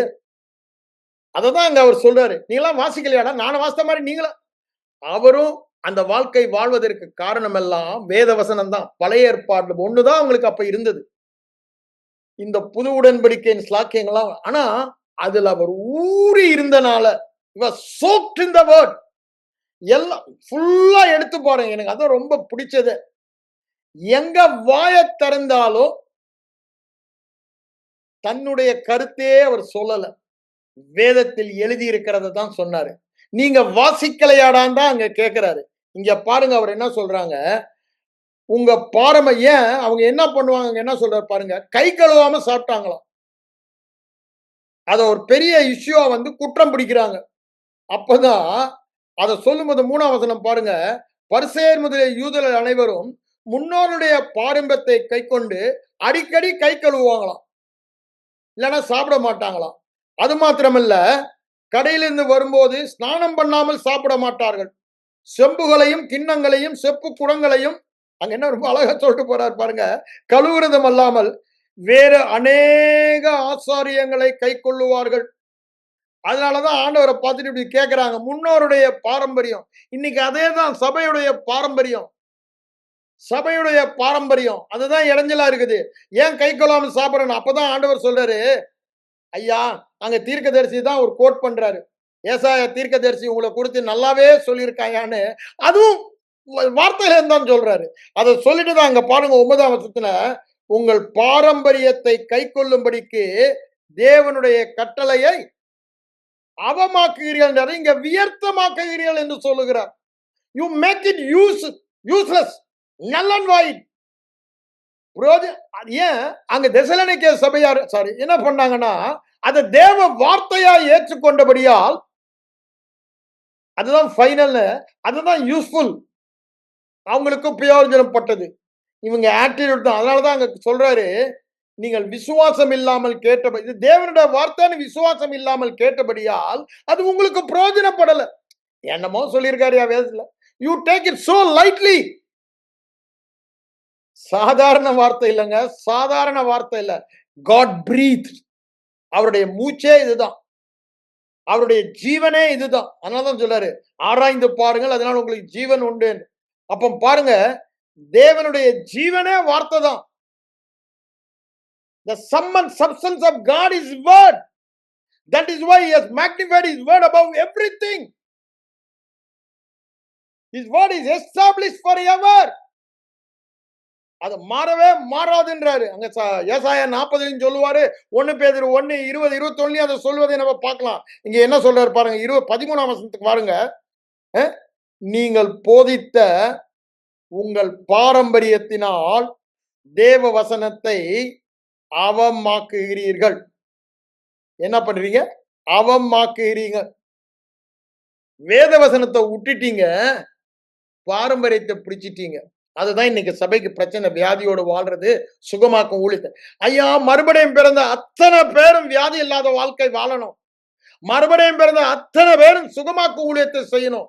அப்பதான் இந்தியா தேசம் ரட்சிக்கப்படும், சந்திக்கப்படும். நீங்க முட்டி மோதி அழுது ஜெபித்து காரியம் நடக்க போறது இல்ல. நான் அதை ஆணித்தரமா நான் சொல்றேன். ஒரு பெரிய எழுப்புதல் தேசத்தில் வர வேண்டுமானால் சுகமாக்கும் எழுப்புதல் வர வேண்டும். நான் எழுப்புதலுக்காக எவ்வளவோ நாட்கள் ஜெபித்திருக்கேன், இல்லைன்னு சொல்ல வரல. ஆனா அதோடைய ரகசியத்தை நாம் தெரிந்து கொள்ள வேண்டும். நம்ம செய்ய வேண்டியதை செய்யாம ஆண்டவரிடத்தை ஜெபித்தோம்னா அதோடைய பெயர் என்னங்க? கீழ்ப்படியாமை. கீழ்ப்படியாமை பாவம். அப்ப ஜெபத்தையே நம்ம பாவமாக்குறோம். அவர் நம்ம செய்ய சொல்றாரு, ஆனா அவரை பார்த்து குணமாக்க மாட்டீரா? இவரை குணமாக்கும், அவரை குணமாக்கும், இவரை சுகமாக்கும், இதை செய்யும், அதை செய்யும். நான் ஏற்கனவே செய்து முடித்தேன். 19:30 யோவான்ல சொல்றாரு, முடிந்தது. அவர் செய்யாததுன்னு ஒண்ணுமே இல்லை. ஆனா இன்னைக்கு ஜெபம் எல்லாம் இதை செய்யும், அதை செய்யும், இதை செய்யும், அதை செய்யும். முட்டாள்தனம். அவர் செய்ததை திரும்ப செய்ய சொல்லுவது முட்டாள்தனம். அதை எடுத்து அனுபவிப்பது புத்திசாலித்தனம். அதுதான் விசுவாசம். அதுக்கும் இல்லாம அவர் செய்ய சொன்னது விசுவாசத்தினால் சுகமாய் வாழுவான்றாரு. அது தேவனுடைய சித்தம்னாரு. இவெல்லாம் பாரம்பரியத்தில் அதை மாத்திட்டான். தேவ சித்தம் இல்லடான்ட்டான். அததான் நான் சொல்ல வரேன். அவர் சொன்னதை நம்ம என்ன சொன்னாரு? வியாதியஸ்தர்களை சுகமாக்குங்கள்னாரு. இவங்க ஜெபிங்கன்ட்டாங்க. ஐயா, அவர் சொல்றதுக்கு அப்படியே கீழ்ப்படியணும். கட்டளை கொடுத்தார். எடுத்து படிச்சு பாருங்க. லூக்கா 10ஆம் அதிகாரத்துல ரொம்ப அழகா 6-7 வசனங்களை பாருங்க. சொல்வாரு, அவர் கட்டளை கொடுத்து சொன்னதாவது 1ஆம் வசனத்துல சொல்லுவாரு, சகல அதிகாரம் வல்லமையும் கொடுத்தார் வியாதிகளை குணமாக்குறதுக்கு. அப்புறம் கொடுக்கிறாரு கட்டளை. It's a command. புதிய ஏற்பாடுல சுகமாக்குறது நமக்கு கட்டளையாய் கொடுக்கப்பட்டு இருக்கிறது. ஏன்? அந்த அபிஷேகம் நமக்குள்ள இருக்கிறது. சுகமாக்கும் அபிஷேகம், அந்த அதிகாரம், அந்த வல்லமை நமக்கு கொடுக்கப்பட்டு இருக்கிறது. விசுவாசிக்கிற அனைவராலும் நடக்கும் அடையாளம். It's only a sign. என்ன எல்லாரும் போது அது கிருபை. உன் கையில ஒண்ணுமே, நீ ஒண்ணு இல்லடா. அதை செய்யறது அவருடைய வல்லமை. அவர் உனக்குள்ள இருந்து செய்யறாரு. அது நேத்து ரசிக்கப்பட்டவனா இருந்தாலும் சரி, 50 வருஷமா இருந்த முதிர்ந்த விசுவாசி போதகனா இருந்தாலும் சரி, யாரா இருந்தாலும் செய்ய முடியும். ஆனா நம்முடைய சபையுடைய பாரம்பரியம், ஆரோனை போல அழைக்கப்பட்டால் ஒழிய என்னென்னமோ சொல்றாங்க. நிறைய பழைய ஏதாவது ஒரு வசனத்தை அவுட் ஆஃப் கான்டெக்ட் எடுத்து தங்களுக்கு ஆதாயமா சொல்லுவாங்க. யார் மேலும் உன் கையை அங்கே சொல்றாரு, வியாதியஸ்தர் மேல் கைகளை வைப்பார். அங்க அவர் என்ன சொல்றாரு? அந்த ஊழியத்தின் அழைப்பு, காலிங்க பத்தி சொல்லும் பொழுது அதை சொல்லுகிறார். சீக்கிரத்துல அவனை பெரிய தலைவனாக்கிடாத, நல்லா ட்ரெயின் பண்ணி அவனை நல்லா டெஸ்ட் பண்ணி அப்புறம் கொண்டான்றாரு தலைவனா, அப்போஸ்தலனா, சபையின் மூப்பனா. அதை தான் அங்க சொல்ல வர்றாரு. நம்பாளுங்க அதை எடுத்துக்குவாங்க, யார் மேலையும் கை வைக்காதப்பான். அது மாத்திரமா? ஐயா, எங்களுக்கெல்லாம் போச்சுன்னா நீ கை வச்சு ஜோம் பண்ற பாரு, அவனுக்குள்ள அப்படியே உனக்குள்ள வந்துடும் அப்படின்ட்டானுங்க. ஆண்டவர் சொல்றாரு, ஒன்றும் எந்த விதத்திலும் உங்களை சேதப்படுத்தாதுன்னு. அதை விட்டுட்டாங்க. சகல அதிகாரமும் சகல வல்லமையும் கொடுக்குறேன் அவனுடைய அதிகாரத்துக்கு மேல. ஒன்றும் உன்னை சேதப்படுத்தாது. லூக்கா 10:19 சொல்றாரு. இவங்க என்ன சொல்லிட்டாங்க? ஜாக்கிரதையாரு, அப்படியே அந்த ஆவி உனக்குள்ள வந்து யார் மேலையும் கை வச்சிடாத. அததான் உடனே தான் இந்த மாதிரி பாரம்பரியத்தினால் அப்படியே மாத்தி வசன. அது என்ன கான்டெக்ட்ல சொன்னாரு? எங்க ஆண்டவர் வாயிலிருந்து என்ன சொன்னாரு? கைகளை வைப்பார்கள், அவர்கள் சொஸ்தமாவார்கள். வேற ஒண்ணு, ஜெபிப்பார்கள், சொஸ்தமாவார்கள் சொல்லல. அவர்களை நீங்க போய் ஜெபித்து குணமாக்குங்கன்னு சொல்லல. கட்டளை கொடுத்தார் குணமாக்க. அவங்க சென்று எங்கேயும் ஜெபித்தாங்கன்னு போடல, குணமாக்கினார்கள். அது அப்போஸ்தலர் நடபடி புத்தகத்திலையும் பார்க்கலாம். அவர்கள் குணம், பவுல் நடந்து போனாலே அவனுடைய நிழல் பட்டே குணமா. யோசித்து பாருங்க, நிழல் பட்டு குணமானவங்க யாரா? தகுதி உள்ளவங்களா? தகுதியில கேள்வியெல்லாம் இருந்துச்சா? அவன் பாவியா? பாவம் இல்லாதவனா? அவன் பாவத்தை அறிக்கை செய்தானா இல்லையா? ஒண்ணுமே இல்ல. அவங்க அப்பனுக்கு அந்த பாவம் இருந்துச்சா, சாபம் மூதாதையருடைய சாபமா, அவனுக்கு கர்ஸ் பிரேக் பண்ணுமா, அவனுக்கு டெலிவரன்ஸ் பண்ணுமா, ஈவில் ஸ்பிரிட் அவனுக்கு ஒண்ணுமே இல்லைங்க. நிழல் அப்ப அதை யோசித்து பாருங்க. அதே வல்லமை, அதே பரிசுத்த ஆவியானவர், நசரனாகிய இயேசுவை தேவன் பரிசுத்த ஆவியினாலும் வல்லமையினாலும் அபிஷேகம் பண்ணினார். தேவன் அவரோடு கூட இருந்தபடியினால் நன்மை செய்கிறவராய், வியாதியில் அகப்பட்ட அனைவரையும் சுகமாக்குகிறவராய் சுற்றித் திரிந்தார். அவர் பேர் எடுத்து உங்க போற பேட்டு படிங்க, டெய்லி படிங்க. அவர் பேர் எடுத்துட்டு உங்க பேர் அங்க போடுங்க. அதே பரிசுத்த ஆவியானவர் தானே. பரிசுத்த ஆவியான உங்களிடத்தில் வரும் பொழுது வல்லமை பெற்று அவர் உங்களில் வாழ்கிறார் என்பதற்கு சாட்சிகளாய் இருப்பீர்கள் சொல்றாருல்ல அப்போஸ்தலர் 1:8. ரோமர் 8:17 அதுதானே சொல்றாரு. அவரை மருத்துவ ஒரே அதே ஆவியானவர் நமக்குள்ள வாசமாய் இருக்கிறபடினாலே நமக்குள்ள இருந்து அந்த ஜீவன் புறப்பட்டு பழுதாய் போனதை புதுப்பித்து சுகமாக்குகிறதுன்னு சொல்றாரு. மற்றவர்களுக்கு வழிந்து ஓடுகிறது என்று சொல்லுகிறார். ஜீவ தண்ணீர் உள்ள நதிகள், அதுதான் வேதவசனம் சொல்லுது. ஆனா இவங்க என்ன பண்ணிட்டாங்களாம், அவமாக்கி போட்டார்கள் என்று சொல்லுகிறார்.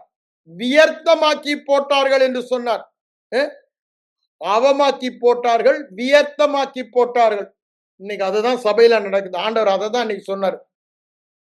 எல்லாவற்றிலும் வேதவசனத்தை பிசாசு தனக்கு ஏற்ற விதமாக மாற்றி பாரம்பரியமாக அன்னைக்கு எப்படி கொண்டாந்தானோ அதே மாதிரிதான் இன்னைக்கும் கொண்டாந்துட்டாங்க. அந்த ஒரு காரணத்தினால தேவ வார்த்தை பெரிதல்ல, என் அனுபவம் உணர்வும் பெரிதுன்னு நினைக்கிறாங்க. அதனால என்ன பண்ணிட்டாங்க, நான் பாக்குறேன் எனக்கு இந்த வியாதி இருக்கு, அவருக்கு வியாதி இருக்கு, அவர் இந்த வியாதியில செத்தாரு. அப்போ இதுதான், இது பாரம்பரியம் சொல்லுது, உன் அனுபவம் சொல்லுது, உன் உணர்வு சொல்லுது, இதுதான். ஐயா, அது சத்தியமா? வேத வசனம் உரைத்ததை நீங்க வாசிக்கலையா? வேத வசனம் தவறாததா இருக்கிறதுன்றது நீங்க வாசிக்கலையா? வேத வசனம் எல்லாம் தேவனுடைய மூச்சு, தேவ மனிதர்கள் தேவ ஆவியினால் பேசப்பட்டது. ஒருபோதும் மனிதனுடைய எண்ணம் இல்ல. அங்க 2 பேதுரு 1:20-21 வசனத்துல சொல்றார். திரும்ப அதை அங்க சொல்வதை நம்ம பார்க்கலாம். எனக்கு நேரம் இல்லாதனால அதெல்லாம் எடுத்து வாசிக்கல. நீ நோட் பண்ணி தியானிங்க. வேத வசனத்தை குறித்த மகத்துவத்தை நீங்க அறியலனா விசுவாச வாழ்க்கை வாழவே முடியாது. தேவ சித்தத்தை உங்க வாழ்க்கையில, தேவ ஊழியத்தை நிறைவேற்றவே முடியாது. நீங்க வேதாம கல்லூரிக்கு வந்திருக்கிறது உங்க இருதயத்தின் ஆசையை காண்பிக்கிறது. தேவனுக்காக நான் எதையாவது செய்ய வேண்டும், எனக்கு ஒரே வாழ்க்கை கொடுத்திருக்காரு, இந்த வாழ்க்கையில தேவன் எனக்கு வைத்திருக்க திட்டத்தை நிறைவேற்றணும். ஆனா அதற்கு அஸ்திபாரமே தேவனுடைய வார்த்தை தான். தேவனுடைய வார்த்தை குறித்த உங்கள் கருத்து என்ன, உங்கள் எண்ணம் என்ன, உங்கள் ஆட்டிடியூட் என்ன, உங்களுடைய விசுவாசம் என்ன? இயேசுவானவருடைய வியூ எப்படி இருந்தது, தேவனுடைய வியூ எப்படி இருந்தது, வேதவசனம் எழுதி கொடுத்திருக்குது. வேதவசனத்தை கொடுத்து நம்ம வேதத்துல முழுசா பார்க்கிறோம். பழைய ஏற்பாடுல இருந்து புதிய ஏற்பாடு வரைக்கும் வேதவசனம்னா என்னன்றதை எழுதி கொடுத்திருக்காரு. அது தேவனுடைய வியூ, அது தேவனுடைய அறிவு, தேவனுடைய விசுவாசம். அது நம்முடைய அறிவு, நம்முடைய விசுவாசம் ஆகணும். இயேசுவானவருக்கு அது இருந்தது. அதனாலதான் எந்த ஒரு காரியத்தையும் அவர் வேத வசனத்தை வச்சுதான் நிதானிச்சாரு. He judged nothing by his experience. Don't judge God's word by your experience. Judge your experience by God's word. அததான் அவர் அங்க சொல்ல வர்றார். அவருடைய வாழ்க்கையில் என்னதான் வேத வசனத்தினாலே உன் அனுபவத்தை நீ மாற்ற வேண்டுமே ஒழிய, உன் அனுபவத்தினால வேத வசனத்தை அதை மாத்தினால்தான் சபையில இவ்வளவு பாரம்பரியம். விழுந்து போன உலகம் மீட்கப்படாத சரீரன்றாங்க. நல்லா புரிஞ்சு கொள்ளுங்க, நான் இந்த விழுந்து போன உலகத்துல இல்ல, நான் பரலோக அந்த குடிமகன், அங்கு வீற்றிருப்பவன். உலகம் பொல்லாங்கனுக்குள் இருக்கிறது, நாமோ சத்தியம் உள்ளவருக்குள் இருக்கிறோம். அங்கே இல்ல, நல்லா புரிந்து கொள்ளுங்க. நான் உலகத்துக்குரியவன் அல்ல. அங்கிருந்து வந்த ரெப்ரசன்டேட்டிவ் இந்த உலகத்தில் உள்ள வியாதி உள்ளவர்களை குணமாக்க என்ன அனுப்பியிருக்காரு. அதுதான் என்ன அபிஷேகம் பண்ணியிருக்காரு. கர்த்தருடைய ஆவியாகிய ஆவியானவர் என் மேல் இருக்கிறாருன்னு லூக்கா 4:18 சொல்றாரு. 61 சங்கீதம் 61 ஏசாயாவ அதே தான் நீங்களும் நானும் சொல்லணும். அதே ஆவியானவர் தான், அதே ஊழியத்தை செய்யதான். இந்த உங்க அனுபவத்தினால, உங்க பாரம்பரியம் சொன்ன அனுபவம் மூலமாய் உணர்வு வந்த பாரம்பரியத்தினால வேத வசனத்தை அவமாக்காதீங்க. வேத வசனத்தை செல்லாத காசாக்காதீங்க. வேத வசனத்தை உபயோகம் இல்லாமல் பண்ணிடாதீங்க. அதுதான் ஆண்டவர் சொன்னார், இன்னைக்கு நமக்கு சொல்றாரு. நல்லா புரிந்து கொள்ளுங்க.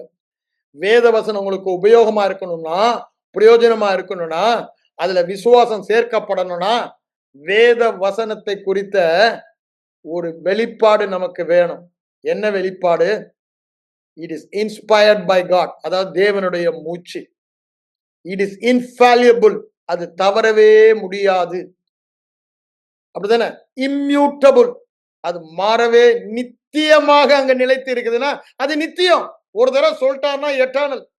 என் அனுபவம் எல்லாம் எட்டர்னல் அல்ல, என் உணர்வுகள் எல்லாம் எட்டர்னல் அல்ல. அப்போ அதுதான் பிரதானம். அப்போ அது மேலதான் என் கண்ணும் கருத்தும் இருக்கணும். அதை விட்டுட்டு எதையோ பிடிச்சிட்டோங்க. It is invisible. அப்படிதானே? Infallible, invisible, inspired by God, immutable. சொல்லிக்கொண்டே நான் போலாம். வேத வசனத்தை குறித்து நீங்க சொல்லப்பட்ட காரியங்கள் எல்லாம் நீங்க கொஞ்சம் கருத்தா ஆராய்ந்து பாருங்க. வேத வசனத்தை அந்த இடத்துக்கு நம்ம வந்துட்டோம்னா யாருமே உங்களுக்கு ஜெபிக்க வேணாம். பிலீவ் பிரதர் சொல்ல வேணாம். நீ உன்னுடைய வேத வசனத்தை கொடுத்த எண்ணமே இப்ப அதுதானே. அப்ப அது அப்படித்தானே நீங்க விசுவாசிக்கிறீங்க. அப்படித்தான் நீங்க வாழ்வீங்க. You will live without sickness. You will do the ministry of healing. இதுக்கு எல்லாமே ஆதாரம், ஃபவுண்டேஷன் எல்லாம் God's word is final authority. God's word is origin from God himself. God's word is ever established, settled once for all. God's word cannot fail. God's word can never change. இதெல்லாம் பேசிக் ஃபவுண்டேஷனுங்க. வேத வசனத்திலிருந்து எடுத்து அந்த எண்ணம் நம்முடைய எண்ணமாக, ஆட்டிடியூடாக மாறணும். கண்களை மூடி ஜெபிப்போம். நான் ஜெபிக்கிறதுக்கு முன்னால திரும்ப உங்களுக்கு ஒண்ணு சொல்ல ஆசைப்படுகிறேன். இதை கேட்கிற நீங்க யாரா இருந்தாலும் சரி, இது டிவைன் ஹீலிங் கிளாஸா இருக்கனால நான் உங்களுக்கு சொல்லுகிறேன். நீங்க ஒருவர் கூட வியாதியோடு கூட இருக்கக்கூடாது. நீங்கள் அனைவரும் சுகமாக்கும் ஊழியத்தை செய்ய வேணும். ஆகவே தான் நான் சொல்றேன், இப்பொழுது உங்களை பார்த்து சில காரியங்களை நான் பேச விரும்புகிறேன். ஏன்? என்னுடைய கருத்து அல்ல, என்னுடைய எண்ணம் அல்ல. அவருடைய எண்ணம், அவருடைய கருத்து. அவருடைய தழும்புகளால் நீங்கள் குணமானீர்கள். எழுதப்பட்ட வார்த்தை நித்தியமாக வானத்தில் நிலைத்திருக்கிறது. ஆகவே அந்த விசுவாசத்தில் நான் உங்களை பார்த்து சொல்லுகிறேன், நீங்கள் ஒவ்வொருவரும் உங்களுக்கு எந்த வியாதி இருந்தாலும் நீங்கள் இயேசுவின் தழும்புகளால் குணமானீர்கள். வியாதி இப்பொழுது உங்கள் சரீரத்தை விட்டு வெளியே போகிறது. வேதனை இப்பொழுது உங்கள் சரீரத்தை விட்டு வெளியே போகிறது. நீங்கள் இனி ஒருபோதும் வியாதியோடு வாழ்வதில்லை. இயேசுவின் நாமத்திலே நீங்கள் சுகமானீர்கள். இந்த வியாதி உங்களிடத்தில் திரும்பி வருவதில்லை. நான் சொல்லியபடியே ஆனது என்று விசுவாசிக்கிறேன். நீங்கள் வேத வசனத்தை தியானிப்பீர்கள். வேத வசனத்தின் முக்கியத்துவத்தை அறிந்து கொள்ள தேவன் உங்கள் கண்களை திறப்பார். நீங்கள் எழும்பி சுகமாக்கும் ஊழியத்தை செய்வீர்கள். வியாதியோடு வாழ மாட்டீர்கள். வியாதியை ஆளுகை செய்வீர்கள். ஆளுகை செய்வது என்பது சுகமாக்கும். போற இடம்லாம் அவனை ஓட ஓட விரட்டுவீங்க. வியாதி என்ற ஆவியை இயேசுவின் நாமத்தில் நான் பேசுகிறேன். ஆண்டவரே, நான் பேசினபடியே ஆனபடியா, இதை கேட்ட ஒவ்வொருவரையும் நீ சுகமாக்கினபடியா, அவள் இருதயத்திலே அதை அவங்க செட்டில் பண்ணபடியா உமக்கு நன்றி சொல்கிறேன். ஆண்டவரே, இந்த நாளில் அவர்கள் இன்னும் ஆழமாக உம்முடைய வேத வசனத்தின் முக்கியத்துவத்தை அறிந்து கொள்ள, வேதத்தில் இப்படி எழுதி இருக்கிறதா என்று ஆராய்ந்து பார்க்க, பெரேயா பட்டணத்தாரை போல ஆண்டவரே அவர்கள் ஆராய்ந்து பார்க்கிறவர்களாய் காணப்பட, தெசலோனிக்கே பட்டணத்தாரை போல அவர்கள் காணப்பட ஆவியானவர் பிரகாசமுள்ள மனக்கண்களையும் வேத வசனத்தின் மேலே ஒரு ஆசை, விருப்பம், தனியாத பசி, வாஞ்சை உண்டு பண்ணுவீராக என்று சொல்லி நான் ஜெபிக்கிறேன். இயேசுவின் மூலம் ஜெபம் கேளும் எங்கள் நல்ல பிதாவே. ஆமென். ஆமென்.